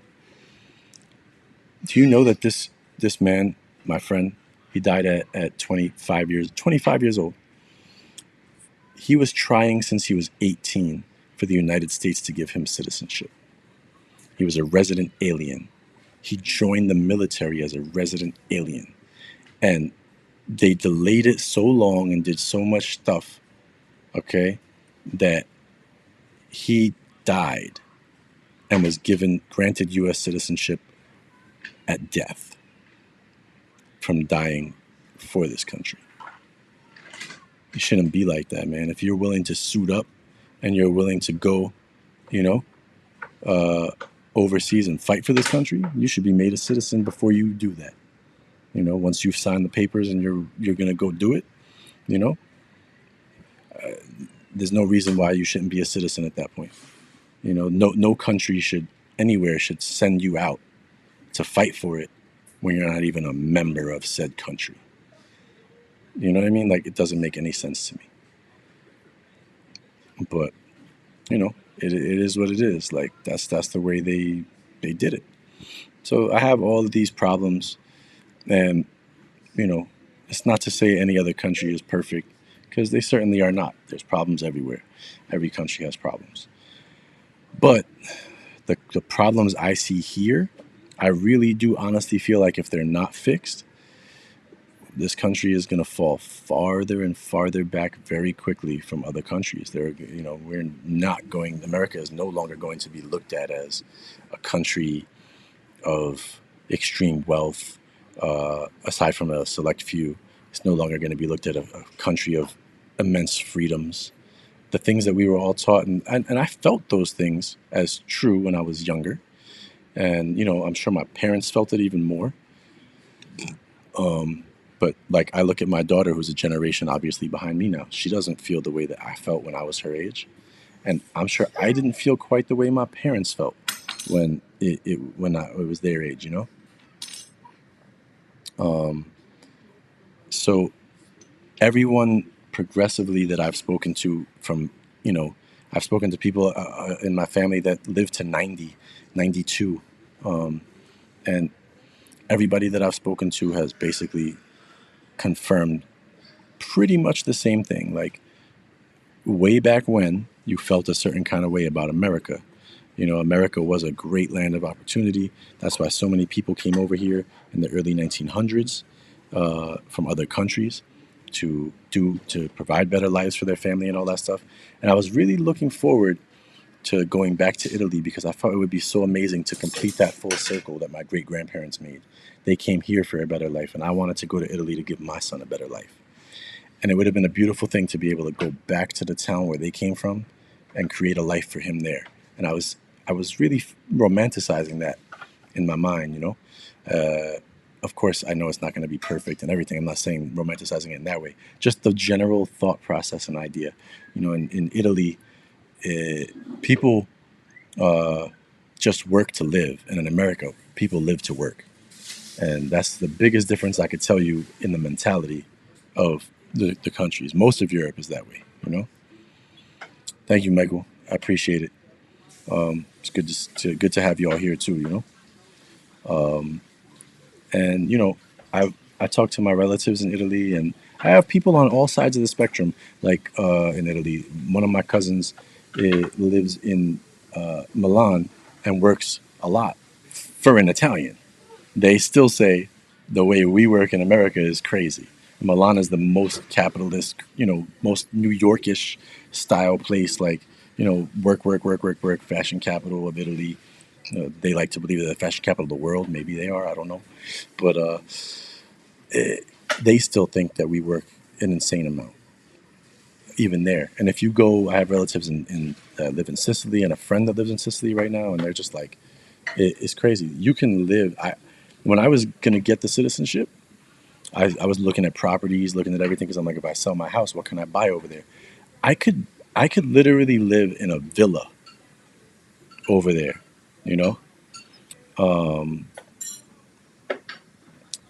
and it would be like uh, it would cost less than it cost me to buy this house in New York. I could have sold everything I have here, moved there, bought a nice villa with a bunch of bedrooms and be near a beach and everything beautiful. With palm trees in my yard, olive trees, everything, and I would have still been able to have a lot of money in the bank afterwards. And the property taxes are not expensive over there. Like it would have been a totally different life for me to finish out my life and to have, my son grow up in that way. See, Shawshank, I don't subscribe to that idea. Like, I'm not saying because he says Canada will fall if the liberal government stays in power. We need to vote conservative April 28th to make a change. Um, I'm not saying that you're wrong. I'm not saying that you're right. But that kind of talk is what got America where it's at today. People are splitting themselves up among a liberal and conservative line and fighting with each other. Don't fall down that path that America has fallen down. If you have a friend or a relative that's a liberal person, love them just the same. Treat them the same with respect always. Don't become angry and hateful towards other people that are that way. I'm not saying you will. I'm just giving you that as a words of wisdom because, and if you think I'm not, I don't know enough about the differences between liberals and conservatives in Canada, but from what I've seen, it's kind of similar to America, but on a much lesser scale. Like your conservatives are not anywhere near to the extreme conservativeness as an American conservative, like to say a far right one, and your far left is not the same as a left one in America. Like you guys seem more level-headed, even-keeled type of people in general, from what I've seen. I've watched, I forget how to say his name, but PP Polivier or whatever. I've watched him give speeches. Uh, I've watched Trudeau give speeches, and now I've seen Carney give speeches. Um, and you know, it's it's not as big of a difference as you would get here from listening to like somebody like Obama talk and then listening to Trump talk. That's a huge difference. What's up, Bama? So I hope you guys keep that level headedness about you and realize that, um, at the end of the day, everybody just, should be focused on the fact that you're all citizens of one country and that even if somebody views something differently than you, it's not because they hate their country, it's because they have a different idea of what would make their country successful. And everyone can learn from each other and respect each other and maybe grow and make concessions if they work together. But in this country now, they don't work together. We're fighting against stopping the government from working at all every other day, practically. They got to pass something last minute in the dungeon at midnight before the government shuts down because nobody can even agree on anything. Don't let it get there, man. Keep your wits about you. Don't fall into the trap. If you think everything the conservatives say is right, you're doing the wrong thing. And if you think everything the liberals say is right, you're doing the wrong thing. It means you've fallen victim to whatever is out there that is giving you your thoughts. You could be watching too much news from one side to the other. You could just be reading too many things online from one side and not the other. Um, and it's hard, but you got to learn how to strip out uh, opinions and bias from what you're getting in the news and just realize this is the facts they're saying. What's my own opinion on this as a human being? I forget about all the other noise because they'll be on a broadcast talking about something for 30 minutes when the facts took 30 seconds to explain. The other 29 minutes and 30 seconds is them screwing into your brain, trying to make you think what they're saying is right, their opinions. And that's a different, very different thing. Um, no, Sean says Trudeau is far left extreme. Sean, what you know about Trudeau, man? Trudeau is not far left extreme compared to an American left winger. Not at all. Like a super far one. He ain't out here talking about all these, things that, I don't even want to talk about those things on here because Lord only knows what'll happen. Um, to, I could be censored for life if I start mentioning any of the wrong things on here. So I don't want to talk about it. We could talk about it offline. You can always message me. But he's very he is definitely a liberal, but compared to the stuff people were trying to pass as laws here, nah, brother. We were doing a lot worse. And our right wing side is a lot worse than their right wing side. Like it's just much further apart. Serge Flakes asked me, "What's up? Were you able to get the Sony A12 before the tariffs?" Nah, I'm sticking with the A1 for now, just because the A12 is so expensive, even before the tariffs. And I don't. It's the same sensor, and I don't really think it's enough of an upgrade for me to spend that much money on the A12. But I might do it because I have other bodies that I could trade in. I gotta see how much money I could get trading in like three bodies. If the three bodies that I don't care for as much anymore getting traded in will give me the A12 without me having to pay money for it, then I would do it. But I'm not giving up any of my amazing glass to get an A12 over an A1. So for now, I'm sticking with the A1, but I'll keep an eye on it. I definitely would like it, but I just it's nice. It's a good upgrade, but it's not you know yeah. Chris said it. You got it right, brother. Italy's so beautiful. You can move 1 hour from a ski slope to a beach in 1 hour. You absolutely can. It's crazy. Um, but yeah, I mean, it's something to just keep in mind. Like I said, I'm not. What's up, Butcher? I'm glad to see you too, my man. Um, yeah, something to keep in mind. Like just don't let yourself fall uh, victim to any one side belief. I'm a firm believer that if you believe, first of all, there shouldn't be two sides only. When you look at most of the world, there's all kinds of political parties in the world, and there are multiple parties in power in different countries in Europe. I've been studying a lot on Europe politics and looking at it. So you could have a president that's in one party, but well, they don't really have presidents, but like a prime minister, whatever it is, in one party, and you could have six parties with representatives in their version of a Congress or a parliament or things like that, and they all have to work together. The more parties that are in there, the more people have to work together. We don't have that here, you know, and that's a big problem. It's only going to get worse. So, like I said, I believe that. So Storm is back. I believe that anybody that's out there right now that's totally believes, if be honest with yourself. If you're out there and you think everything I hear from one political party is correct, I automatically side with it and I believe it, and I dislike everything the other party says. You might want to take a step back and what's the right word, the way to say this? Like you take a step back and ask yourself if you're really giving your own true opinion on all of these things, or if you've just been influenced for so long that that's what you believe because of it. Because, you know, I'm an independent for a lot of reasons. Well, number one is because I really dislike many things about both parties.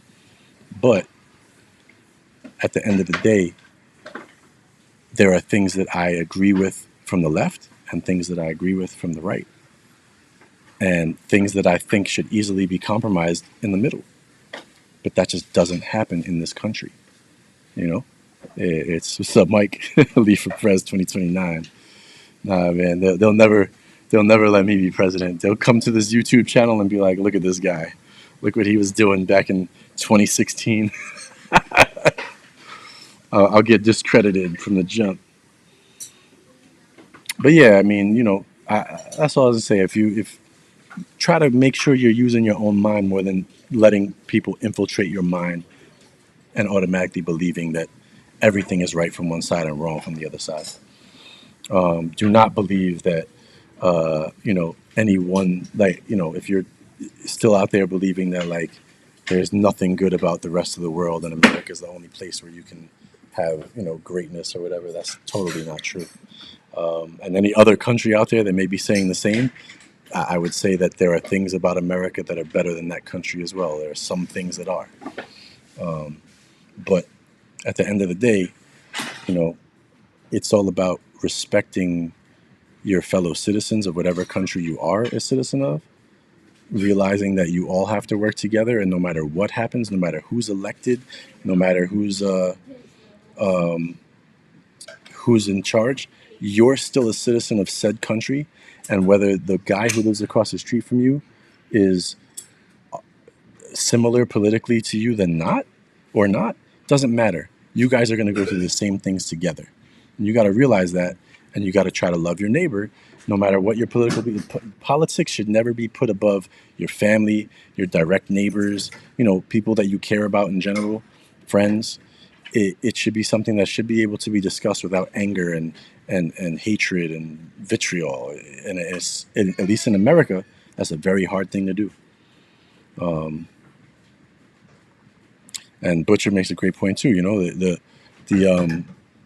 The the nowadays piece of put it in here, add to the broadcast so y'all can read it. It says nowadays people only want to hear their own view and not challenge to listen to others. That's 100% true.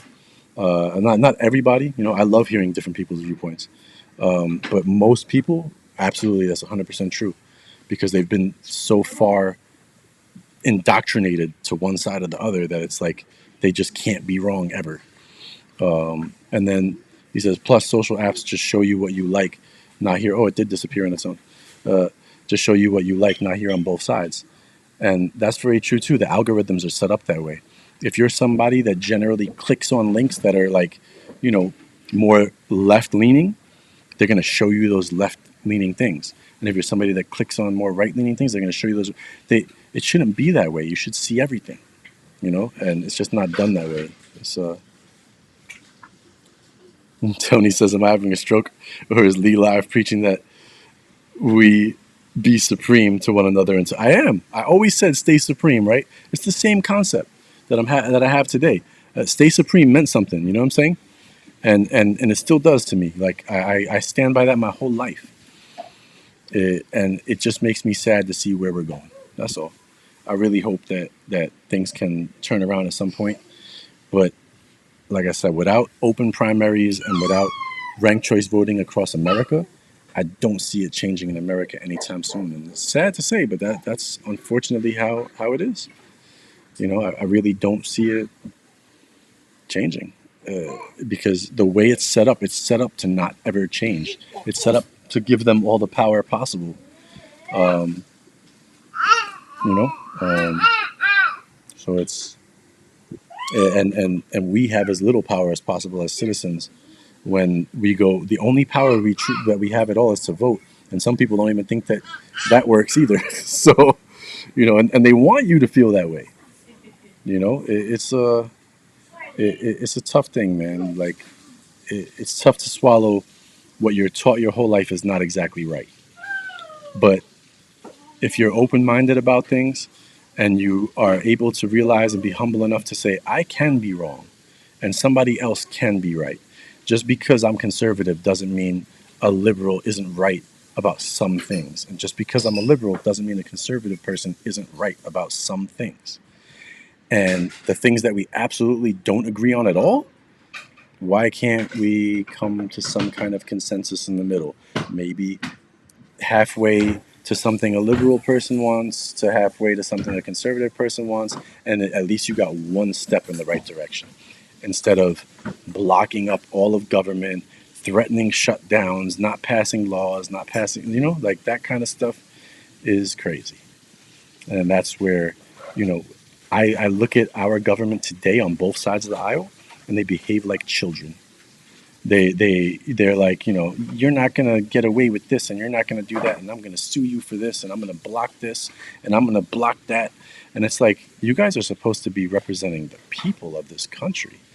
No wonder the people also are disgusting and hate each other, and don't want to work together anymore as well.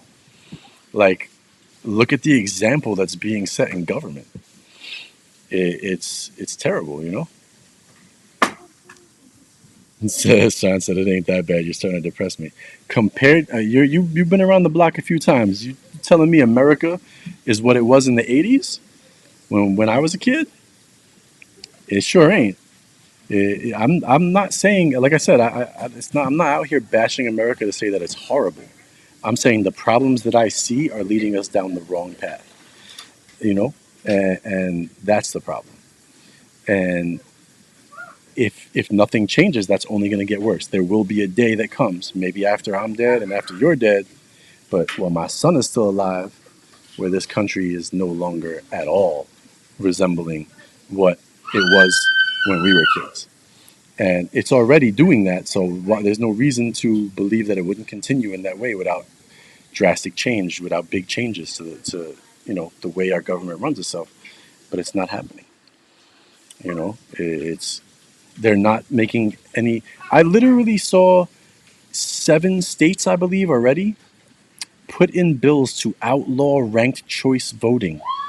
Nobody even asked for ranked choice voting in those states yet, but they put it in preemptively because they know eventually the people of the country are going to become so fed up with the way things are going that they're going to ask for it. They're going to want it. They're already trying to block it, which is crazy. Nobody's putting a bill forward trying to pass it. Really, I mean, Alaska, I think, did. Maine has it, and they're fine with it. Maine does ranked choice voting for all elections, local, federal. They do it there, and that's a great thing. But you need the open primaries before. Just ranked choice voting alone won't get it done. You need an open primary where the people can vote for anybody, regardless of party.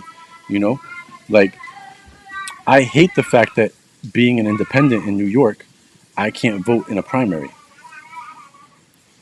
Like, in it, as a Democrat, you can go and vote in the Democratic primary. As a Republican, you can go and vote in the Republican primary.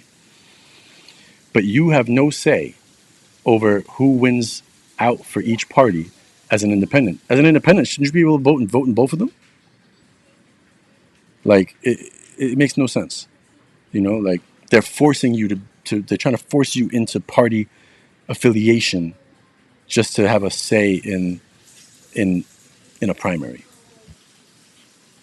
I agree with the butcher too, right here. He said, look, people should not be allowed to have a lifetime career in Washington, D.C. I agree 100% with that too. There, I don't agree with the Supreme Court justices being appointed for a lifetime. They should have a expiration date for their service, just like presidents do, just like senators should. Everybody should only be able to run a certain amount of times or serve a certain amount of times. I also think there should be age limits on on presidents, as well, and maybe congressmen, senators as well. Like, I do not think that. I think Biden was too old to be president. I think Trump is currently too old to be president. I think he is now the oldest actually elected person. When he finishes this term, he will be older than Biden when Biden finished the last term. So, I mean, what are we doing over here? We're electing people that are so old that Trump and Biden literally had to outlive the average lifespan of a person in America to finish their term. That's crazy. Like, I agree. They should rotate the Supreme Court justices in and out too. Some kind of way to do that. Um,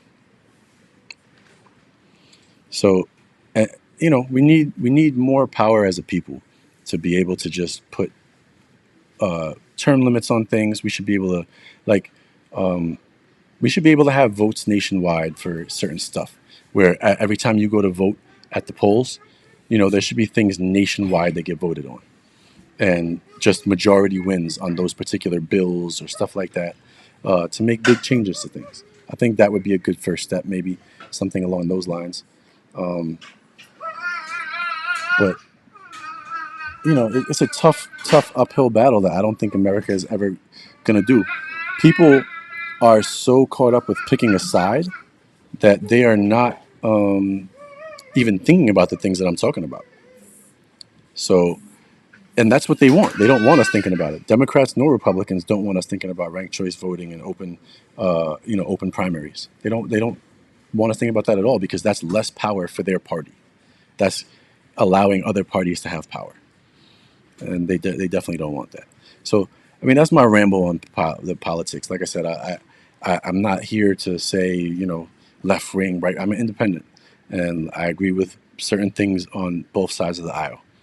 And everybody else, honestly, should try to take their own thought process and apply it to every single issue that you see out there. Like whatever's being raised as an issue, put your own thought process in it. When if you're gonna, like, I mean, I won't even get into like abortion or anything like that, but let's just say you're thinking about that as a how do I view it? How do I feel about it? In order to come to that conclusion, don't watch a news channel. Like, come to that conclusion by asking yourself, what if my daughter, needed one or wanted one but didn't need one? How do I feel about that? My mother, what if somebody raped somebody? What if, you got to ask yourself all those honest questions. And then you also have to ask yourself, what if people just want it to want it? And you're allowed to feel differently about it based on each one of those scenarios, you know? And I guarantee you that you will find that you would I can't guarantee it, but most people, the majority of people, when you're talking about that particular subject, depending on the context of how it's used, may side with one side, more conservative or more liberal, based on the situation at hand. And I would say the same thing could apply for guns, or anything else that becomes this major issue, you know, immigration, like all these things there are, even within each individual issue, there are circumstances where I personally would side with many of these issues. I'd side both ways, depending on the individual circumstance of what's happening. Like, I could give you immigration, for instance. If somebody comes to this country illegally and is a criminal and commits a criminal act in this country, I totally am with the right-leaning thought process of deport them. But if somebody has been in this country already, and I live in New York City, where there's a lot of people that got ITIN numbers and have been undocumented for years and not citizens, but they may have spent years undocumented. Once you get an ITIN number, they at least know you exist, and you pay taxes, and you pay into Social Security, and you pay into Medicaid and all that stuff. I know people personally that have been in this country that are senior citizens to this day and still working and don't get a single cent from Social Security, and they've had ITIN numbers for 20, 25, 30 years paying into Social Security. That person should not get deported. I'm left-leaning in that way, because that person is helping pay my Social Security. They've been law-abiding people in the country, whether they came here illegally or not. Since they got here, they've abided the law, and they've paid into our system, and they get nothing out of our system. But what they got was enough money to be able to go, I can live here, and I can send back some money to Mexico and make my family's life a little better there. They can have a goat, and they can get milk, and they could do things that they couldn't do. That's why people originally came here like that. They were trying to make better lives for their families, either back at home or bring their families with them to do that. Those people that contribute to society, I agree with the liberal process. No reason to deport those people. No reason to send them away. Let them keep paying into a system that helps citizens have more money for Social Security, more money for Medicaid, more money for those things where they don't get anything out of those things. So it's it can be done either way. Like, and that's what I try to tell people all the time is, like, don't like No, when I say I'm not talking politics, Sean, I mean I'm not really talking politics. I'm talking about like I don't want to talk about like Trump versus Biden or garbage like that. First of all, Biden's gone anyway, so anybody that's still mentioning him makes no sense. But what I want to talk, what I'm talking about is I got to talk about what I got to the extent of what it takes to express change that we need in this country. We got to talk about it. That's what I'm doing. So my this whole point of it that I'm saying this for is to say to for people to evaluate their thought process and change their thought process to just I'm a right winger, I'm a left winger, I'm all in on right left, and that's it. Like every you could take almost every subject that's been a huge issue over the past whatever 8 years or so or whatever it is there where things have gotten kind of crazy, 8, 12 years, something like that, and say, okay, you know, given a different circumstance, if you ask yourself the question of there are multiple circumstances, would you is there a certain circumstance known as what's up? So you don't understand what I'm saying, Sean, to say abortion rights and immigration is politics. Abortion rights are abortion rights. It's a politics because people made it political in America, and it's become an issue that separates right and left. Immigration has always been immigration. Immigration exists regardless of who's president. Abortion exists regardless of who's president, at least at this moment in time. So it's not. It should not be a left or right defining thing. Is my point.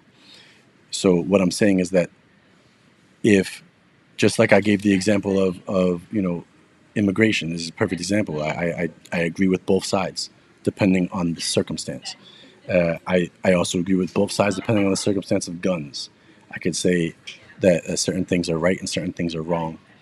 But the fact that I have to say that I can agree with both sides or I disagree with both sides and I have to keep labeling things as left or right or liberal or conservative is the problem in the first place. It shouldn't be that way.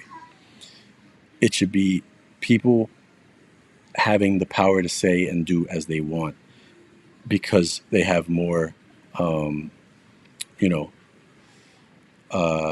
yeah, I agree with Tony. He said being ghosted to another country without process is not politics, it's human rights. That is also true. I agree with that. You know what I'm saying? But while that is very true, if a criminal entered this country illegally, an actual criminal, and committed a felony, let's say they murdered somebody, raped somebody, did whatever, and they're not a citizen, I have no problem sending them back to another country without due process. Like the due process just is that we need to prove that they did the crime that they did.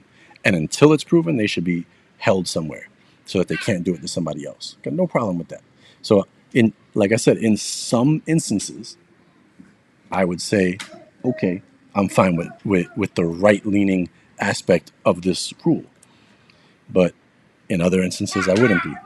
But I hate that we have to look at it that way. That should just be common sense to me. It should be like, okay, somebody came here and committed a felony. They're not even a citizen yet. Other countries will not allow you to become a citizen. Some of them won't even allow you to travel into them if you are a felon. So why should America give felons citizenship or allow them to stay here either? It seems to be a general consensus throughout most of the world that they don't allow this. So we should not either. There's nothing wrong with that to me.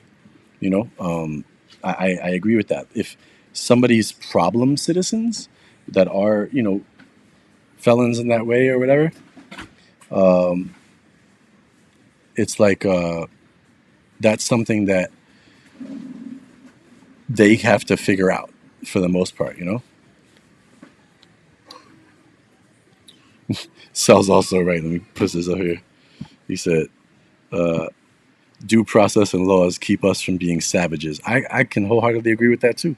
I mean, I think a lot of people would definitely be behaving a very different way all the time if there wasn't due process and laws. But I also think our due process and our laws are messed up. Canadian 77 says, "Stop talking about it. Racism or the perception of it will never go away as long as people keep obsessing on it because we see what we want to see." I don't know that I 100% agree with that statement. I think it depends where you're from and what in what way racism has impacted your particular country or state or town. Um, you can't just act like it never happened because it did happen, at least here in America. Slavery was a legitimate thing that happened here. Like, there's been the civil all the way up to the civil rights movement. Even afterwards, there's still issues with it, um, and there's issues with racism against all kinds of people in America. If it's an issue that exists, I don't think that it should be completely ignored. Uh, I think that it should be something that's discussed in some kind of way. Um, Base toe was good, my man. Uh, good to see you. Um, I think it's something that should be discussed in a civilized manner as much as possible. Um, and it's something that needs to. It at least needs to be. I don't agree with this whole like we're not going to teach people legitimate American history anymore. I don't agree with the government right now taking away the Tuskegee Airmen from government websites and all these kind of things that they've wiped out. Jackie Robinson has his contributions to civil rights. A lot of things have been removed right now. I don't agree with that in the least. I do believe that teaching American children the truth about American history is important.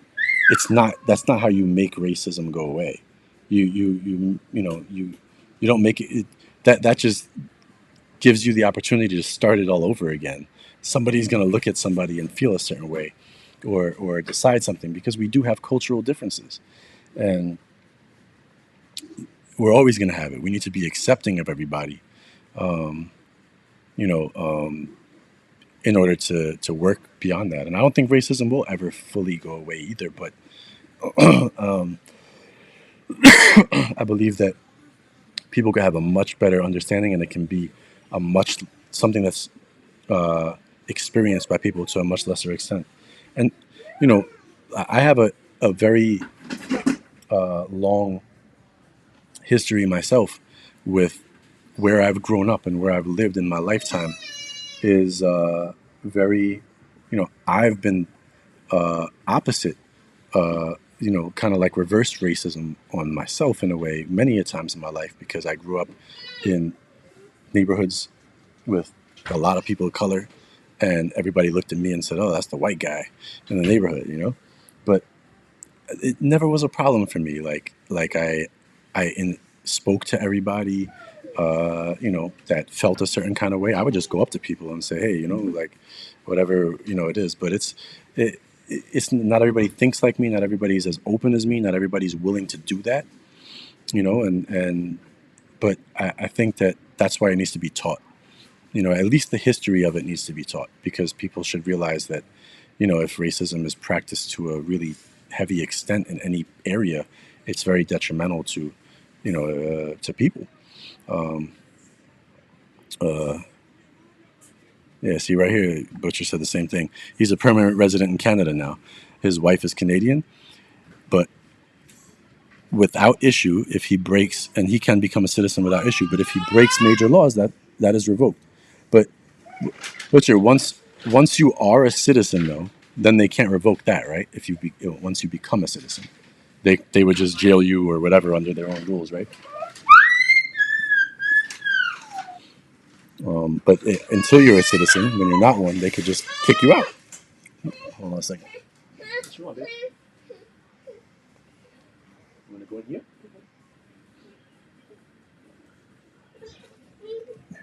He wants to lay down. I think he's tired. Hold on. All right.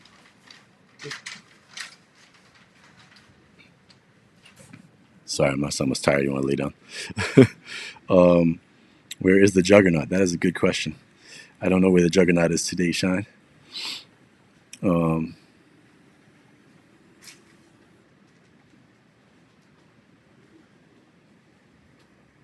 Oh, these are good. A lot of good comments coming in here.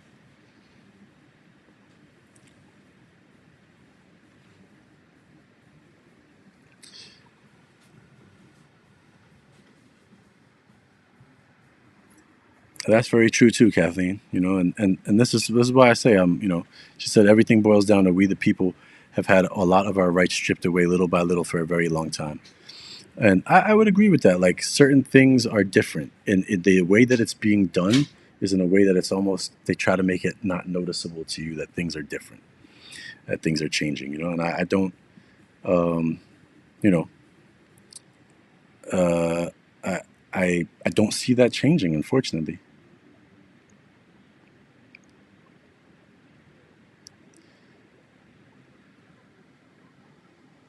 Yeah, see, I agree with if I was to ever get Canadian citizenship, which Butcher said right here, I have no. He says he's going to stay an American citizen, just work here, have a home, pay taxes, and get health care. But I mean, would you become a Canadian citizen? Like, you could have dual citizenship. Is there like an issue with doing that? Like, is it dis disadvantageous for you? Because I know America and Canada have a great tax treaty where you don't actually pay taxes to both places. You only pay in one. Wherever you make more of your money, you pay those taxes there. Good to see you too, Rich Felix. Yeah, Juggernaut is from up north, Tony. He lives in Canada. As Real said, it's all about the character of the person. I agree with that too. A lot of people need to look at their own characters and how they treat others and how they view the world. You know, uh, I don't know. I mean, this is like a depressing subject. I hate talking about it that much, but I feel like I need to say what it is that I view as wrong and make it very clear that it's not uh, one singular political party or one singular issue that makes me feel the way I feel, where I am looking to say, I would like my son to grow up somewhere else. It's just the progressively worse nature of what is happening in this country based on the way the citizens treat each other, based on the way that everyone, based on the way the politicians behave with each other. Everything is just like, I don't know, it's like it's becoming more and more of like uh, just too much hate, too much anger, too much. Everybody's just against each other based off of politics and politics alone. I mean, I literally know people that don't speak to their own brothers and sisters because of politics. Like that's crazy. Like I got two cousins that are on opposite ends of they're brothers. They're both my cousins on opposite ends of the political aisle, and they don't speak almost at all just because of that. They're literally brothers, only 2 years apart. Grew up in the same house, little kids, taking care of each other, went to school behind each other, had each other's backs, and this is how what they've reduced themselves to. That's sad, man. That's sad, and they are not alone. There is a lot of people out there like that, and that's really sad to me. And that's why when I was talking to who was it that said that earlier, that what I just gave as an example, uh, oh, man, I wish I could remember the name. I put it up there. Mm, I gotta go back. Looking at my cousins who were brothers as an example. Um, I forgot who it was, but the person that was like, you know, you have to vote one way or country's going to go whatever in Canada. And like, it's, having that extreme view to say that, like, that's what makes me worried for people all over the place. And Shine said something earlier too, which I think I tried to get on the screen, but I forgot. He said, like, what happens in America will make its way to other places. Yes and no. And my Canadian brothers and sisters in here could tell you this.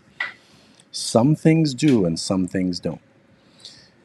When I go to Canada, another thing that I love about Canada is that I go and I go buy food, and the butcher's up there now. He could tell you this, right? Um, I go to Canada twice a year minimally. I buy different foods there all the time. I eat there, like in restaurants, and I go wherever I stay. I go to the supermarket and I buy food. And the last trip that I took when I went to Toronto, I stayed in downtown Toronto in a high-rise condo. It was amazing. Like I was right by the water. It was beautiful. I was right by the CN Tower and Rogers Center and everything. And I went shopping, grocery shopping there in the most expensive part of Toronto. I found boxes of, now, I'm not saying that this is healthy food by any means, but I just want to give you guys an example. Boxes of Fruit Loops, okay, that equated to $2.14 US for a standard regular size box of Fruit Loops. In New York City, even a half off sale would not give me that box for $2.14. It is $5, $4.99. Okay, the absolute best price you could probably expect to see is $4.49. Okay, in like a regular, if I'm talking about if I went to the most expensive part of New York City to buy cereal, $4.99 is probably lucky in that part of town. All right, so and then you look at the ingredients and you see that in America the cereal is dyed to create this color that looks like candy. Okay, and I'm sure Butcher knows exactly what those that cereal looks like in America. If you haven't done it yet, my man, buy a box in Canada and pour it in your bowl and see what it looks like, because they only use fruit juice to color it. It looks nothing the same. I literally had them together side by side, and I also and it tastes better, right? So like it literally tastes better without all of the chemicals that they put in there, all the food dyes, everything that's in it. And it's the same company, right? So I forget who makes Fruit Loops. If it's Kellogg's, I think it's Kellogg's, but maybe it's General Mills. I don't remember. So don't quote me on who makes it, but it's the same company. So that stuff does not carry over because the Canadian government, no matter who's in charge, at least as far as the Liberals go, for sure, I don't know what would happen if Conservatives were in charge. I couldn't say. And that's something that maybe Canadians could answer better for me. But they don't allow these things. And they tell these companies, okay, you do whatever you do in the United States, but if you want to sell in our country to our people, this is what these are the things that you can't put in Fruit Loops. And these are the things that you can't put in any of your cereals, period. And that's literally how it goes. So, you know, I appreciate that from a government. There are some times where the government is doing a service to the people. Another thing that doesn't happen in Canada, you never, ever, ever see commercials in Canada for medication. All of my American brothers and sisters, every damn TV show you watch, every time you're watching a sports game, every time you're watching anything, you're going to see ads for medication. All kind of things to help you lose weight, help you if you got diarrhea, help you if you got acne, help you if you got this. And with all their little side effects blurted out on the bottom, may cause death, may cause whatever. But guess what? You'll get rid of your diarrhea or you lose 2 pounds. But they put this out there over and over and over again, and they want you to get it because medication and healthcare in America is just capitalism. It's not a human right.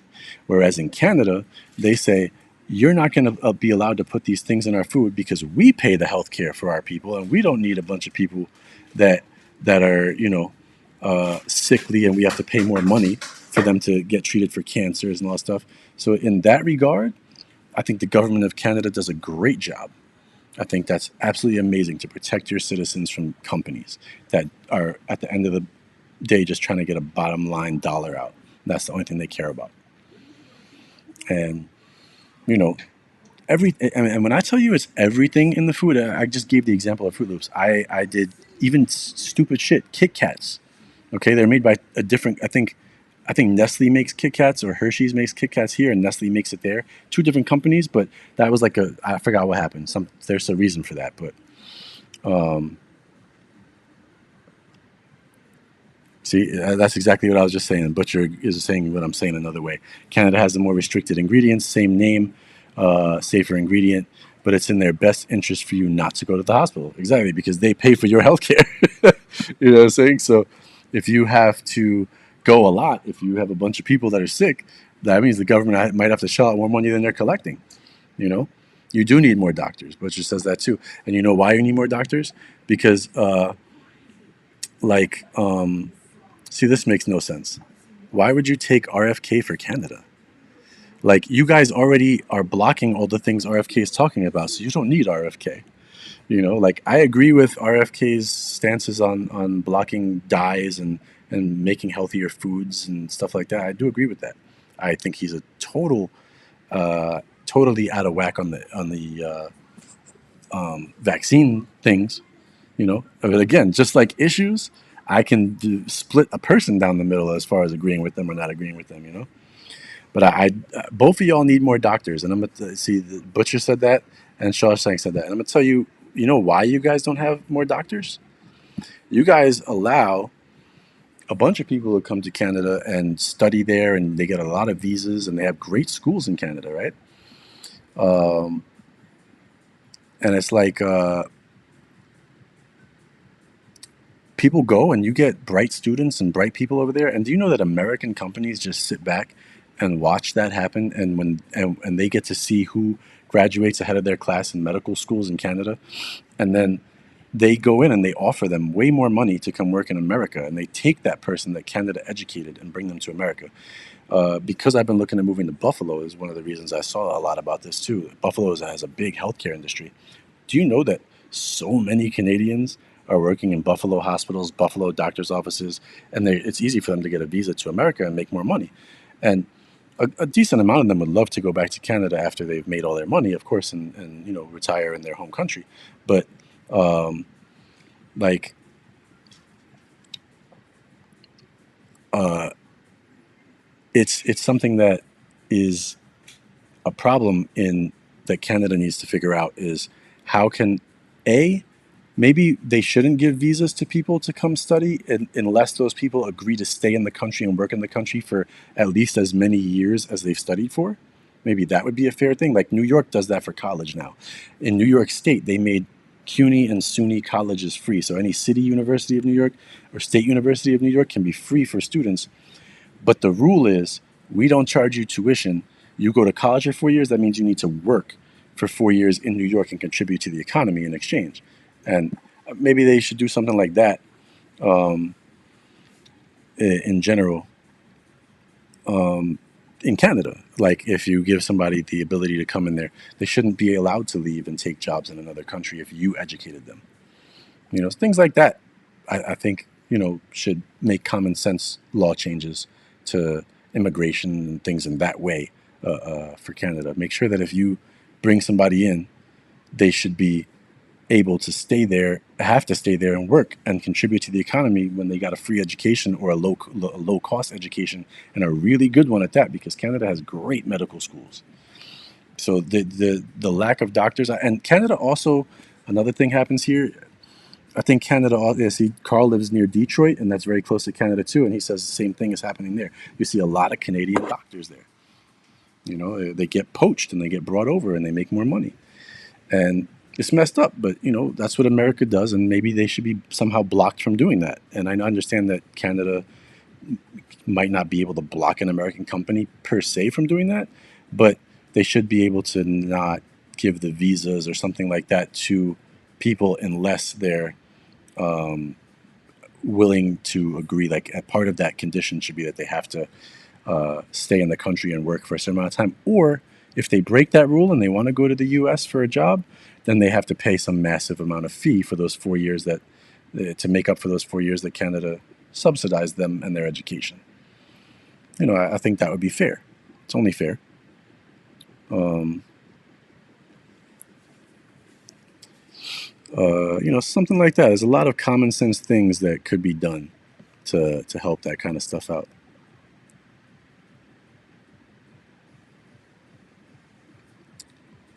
Let's see. is he Canadians talking about COVID vaccines? Because I guess because I mentioned RFK, I'm talking about all vaccines. Like everybody loves to focus on COVID vaccines, but like while I agree with RFK Jr. about um, foods and making America healthy again in the regard of food, I'm on board 100%. Agree with him, but you know, he's had way too many instances, and people love to make excuses and say it's taken out of context. But I've done a lot of research on the man for a long time and listened to full on extent things of what he said. Uh, when he literally like makes it seem like all of the vaccines that we've been taking for years are bad, and he tries to warn parents not to have their kids take those vaccines. And to me, that's nuts. Like we have in Canada and the United States have eradicated uh, polio, measles, uh, Spanish flu. What else? There's quite a few things through vaccines. There's plenty of proof positive that it worked. These things were gone. Nobody had them, and then the anti-vax movement started, and now you see what happens. Just look at Texas, that one town that so people have already died because their parents did not give their kids a measles vaccine. I took the measles vaccine.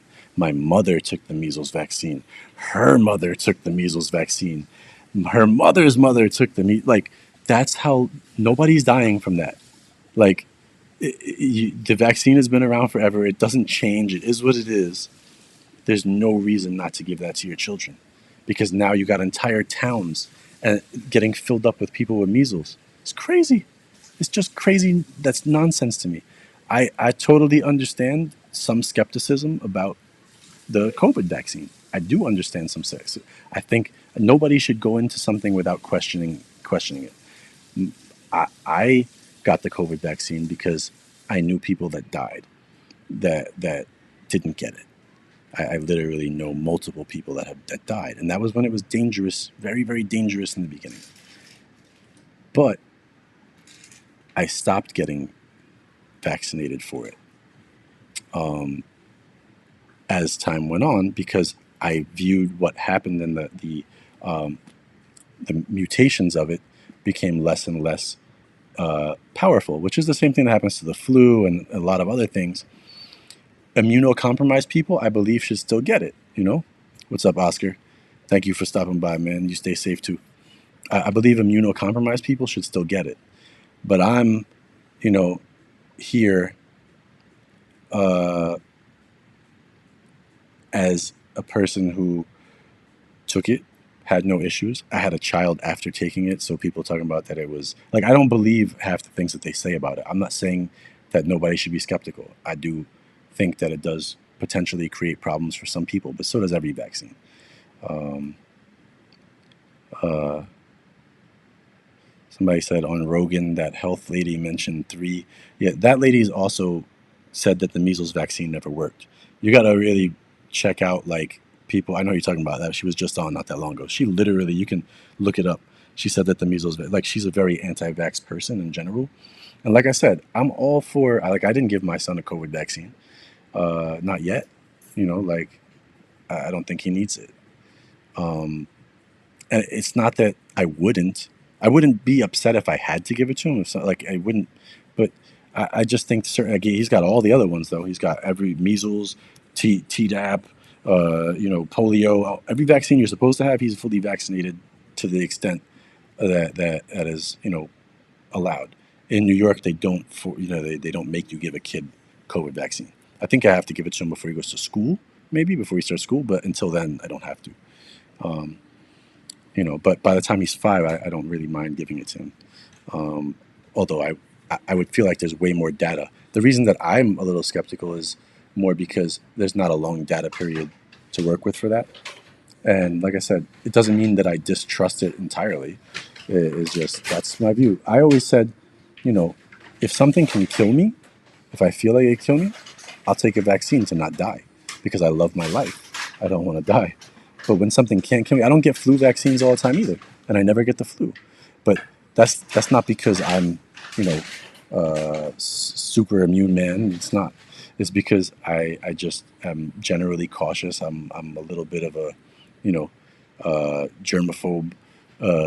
if I see somebody sniffling somebody something, I don't really want to shake their hand. I don't want to, you know, and I don't put myself around a lot of people. I guess Excel had three variants of it. I caught it twice. I had two variants of it. I never got the first one though.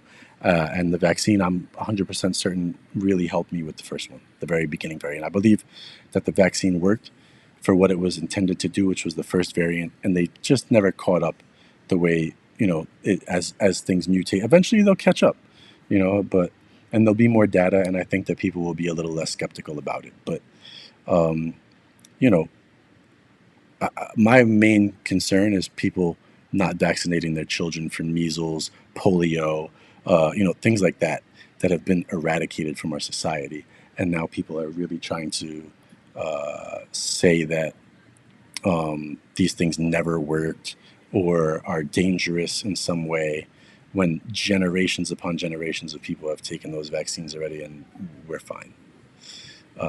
So, that's where my issue stems from when it comes to, you know, that prospect. I'm not against people choosing not to get a vaccine if they don't need it. Like, like I said, I don't take boosters for COVID anymore. I don't feel I need it. I don't get a flu shot every year. I don't need it. But when I'm 65 or 70 and I'm getting sick easier at that age, and I notice that I'm no longer, able to fight off things the way that I can, and the common cold is taking longer to go away, I will get those vaccines because I feel like at that point they will help me to fight it off and give me a better chance of survival from any of those things. And that's how I always viewed it. And I think that's a sensible way to view it personally. People may agree with me, may not agree with me, but um, you know, yeah, that whooping cough one. I had to get that when my son was born too, and my fiance had to get it while she was pregnant so that it could pass to him. But I have no problem with that. Though that the type of vaccine that is, and everything has been around a long time. The type of vaccine. Um, so you know, uh, anything that has a long enough time to study, I'm not going to be that skeptical of. Why would I? Why should I be? It takes nothing more than looking at history to know, especially something like polio and measles.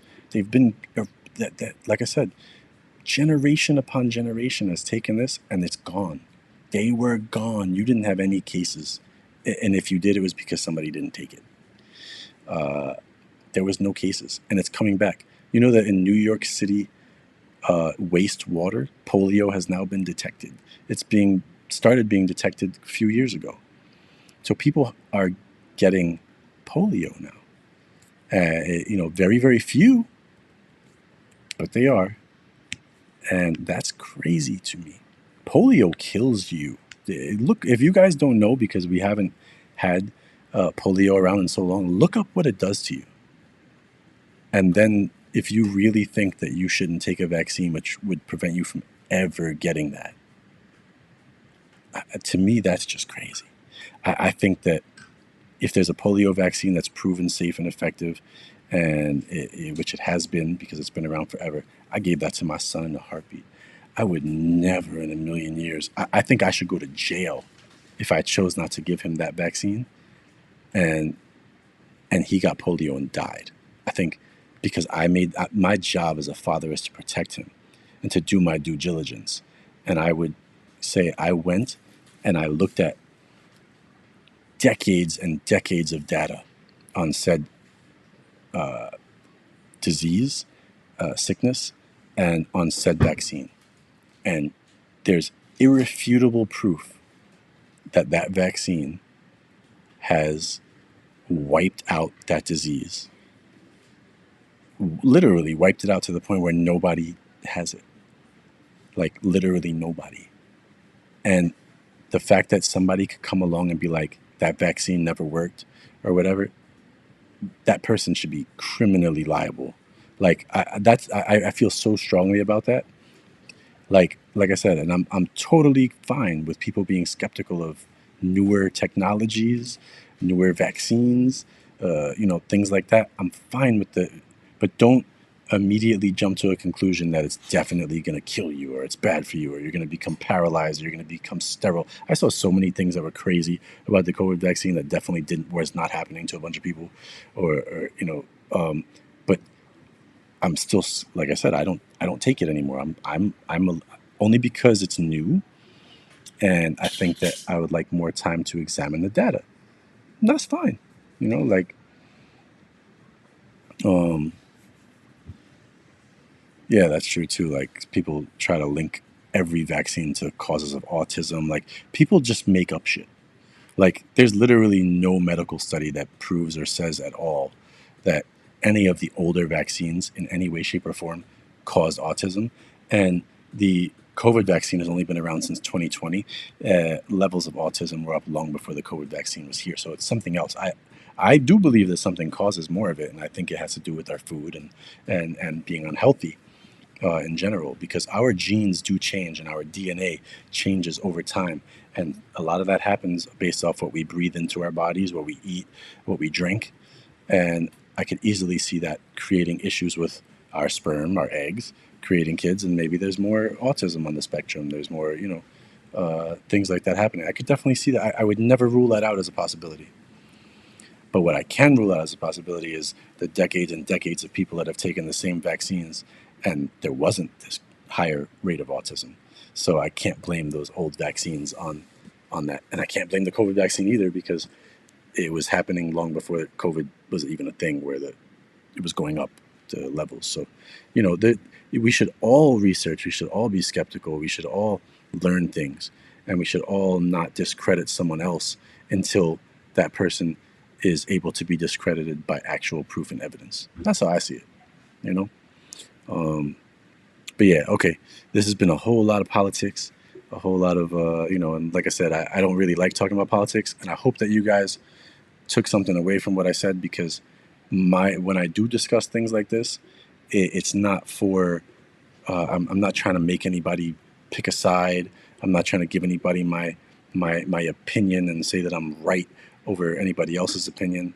If you are completely right wing or completely left wing and you don't see that you don't agree with that people could be right on both sides on different subjects or even on the same subject depending on circumstance, that's your prerogative. It's fine. I'm not asking you to change who you are. I can't change people, and I don't try to.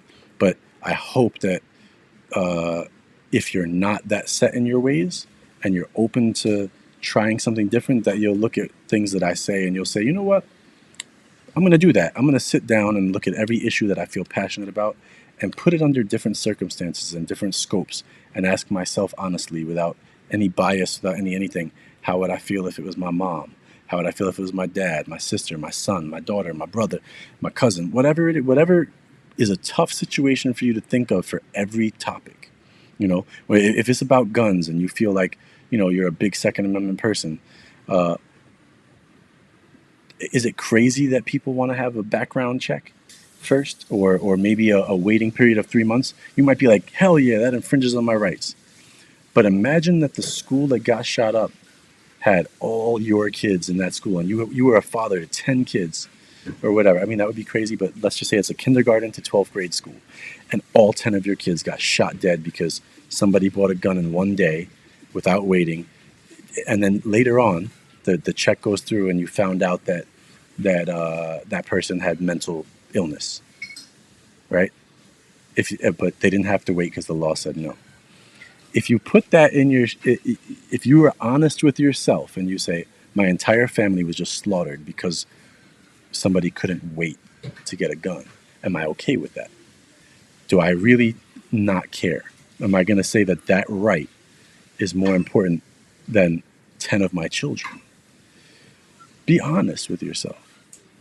Take away right, left, doesn't matter. It's just how you feel about it. You know, I have no problem with people having guns personally, but I do think that people should have to wait if they're a new gun owner. There should be checks, there should be things put in place, stuff like that. And I agree with what Tony said too. As I'm saying, I like guns. I go to the gun range. I shoot guns. I think it's fun. I like it. I also don't mind having a gun in my house to protect my home. But I also have no problem not carrying a gun outside that's loaded, hidden on me. I don't think I should be allowed to do that. You know why? Because if everybody, maybe you live in a more rural town and you don't have a lot of traffic and you know whatever, you might feel differently. But I live in a city with 8.5 million people where road rage incidents happen every day. People get mad on the street for something happening. Do you know that if every person could just walk around with a concealed, what would happen in New York City? It would be absolute chaos and mayhem. People would be getting shot dead every day. And other people would be going to jail for shooting them because they would say it wasn't justified in the eyes of the law, however it went down. It would be total chaos. If you live in a smaller rural town and, you know, I could understand that you might view that differently. But where I live, it makes no sense for everybody to walk around with a loaded gun and be able to carry it everywhere that they want to. But in your house, protecting it, sure. Absolutely. Protecting your family, sure. You know, stuff like that. I'm a sensible person in that regard. But just be honest with yourself. Ask yourself questions like that. Ask yourself, like I said with abortion earlier, what if the issue was your mom was raped, your daughter was raped, your whatever. Just forget about right and left. How would you feel? What would you choose to do in those instances? Like that's that. Those are important things to ask yourself. And then that might make you just be a little bit more open to somebody that says, hey, uh, you know um, i I am normally a very left person, but I could understand why a person on the right in certain instances feels the way they feel about any whatever, abortion, guns, whatever, immigration, and vice versa. Somebody on that allows you to start having an open dialogue with your fellow citizens when you start thinking that way, and you start trying to truly understand each other instead of hate each other, and you listen to understand instead of listening to respond. That's a big difference. I'm going to say it one more time. You should do this in your everyday life with your significant other. You should do this in every conversation you have, no matter where it is. Listen to understand instead of listening to respond.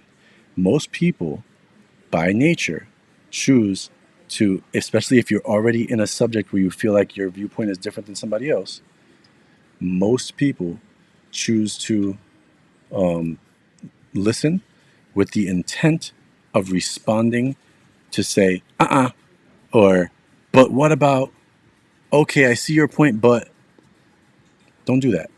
Listen to understand where someone's coming from.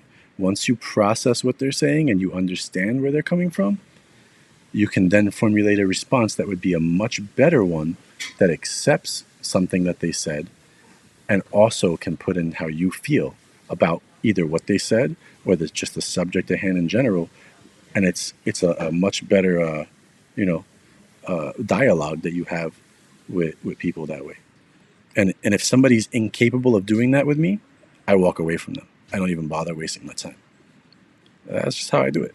You know. So yeah, it's been a fun conversation, guys. I've been on here for a long time. I don't see where this thing tells me my length of time that I've been on. Oh, 2 hours and 43 minutes. That's a really long time. My son is napping. Uh, you know. So I'm gonna go ahead and head on out of here. But I appreciate and love each and every last one of y'all for joining in. I haven't been on YouTube in like 3 years. It was a really nice conversation. I'm glad that this MacBook works and the software works well. Um, and I really look forward to chatting more with you guys on a lot of different subjects, not just this one. But I am glad that we got this discussion out and that most of you guys had input, and I appreciate everybody's input. After this video is done, when it processes, feel free to leave comments for more input. We can discuss things there. If there's enough interest, I'll have a video on anything, like just chatting with you guys, man. I really feel like, I've missed you guys. You guys on YouTube are like a second family for me. A lot of you guys have been around for a long time. So I hated not really being able to do much on YouTube for as long as I could. I'm not really in the best position to do it right now either, but at least my son is a little bit bigger and I don't have to stop that often, and so I'm glad to be able to be back. I'm going to set up my desk a little better pretty soon, and you guys will see me at a desk, and I will be on more. And I look forward to talking with you, Storm. If you're still here, uh, definitely next time we'll talk about it. But I did mention the photography thing and the art studio. I mean the art gallery, and all of that earlier. I don't know if you were back when I did mention that. You guys could reach out to Storm if you. We haven't set it up 100% yet, but I will be sending my some of my photography down there to her, and in limited quantities. If you guys are interested in any of that, definitely reach out to her. Um, and yeah, talk to me on Telegram, guys. About any of the things that YouTube doesn't want us talking about. I'm totally good with that, to have private conversations with y'all on there about that. And I'll be seeing y'all more often. Trooper, I appreciate you. Cell, I appreciate you. Carl, I appreciate you. Storm, everybody that came in as a moderator, definitely appreciate you guys. And I'm glad to be here chatting with you guys. Carl, appreciate you. Um, you know, all of my peoples that came back and just said hi to me after 3 years of not being on here. I love you guys, man. So thank you so much for sticking it out with me, hearing it out with me, and I look forward to chatting with y'all real soon. As always, stay supreme. All right? I'll chat with you guys later. Have a good one, everybody. Peace out. I don't know how to end the software, though. Oh, I think it's right here. Later, guys. All right, talk to y'all soon.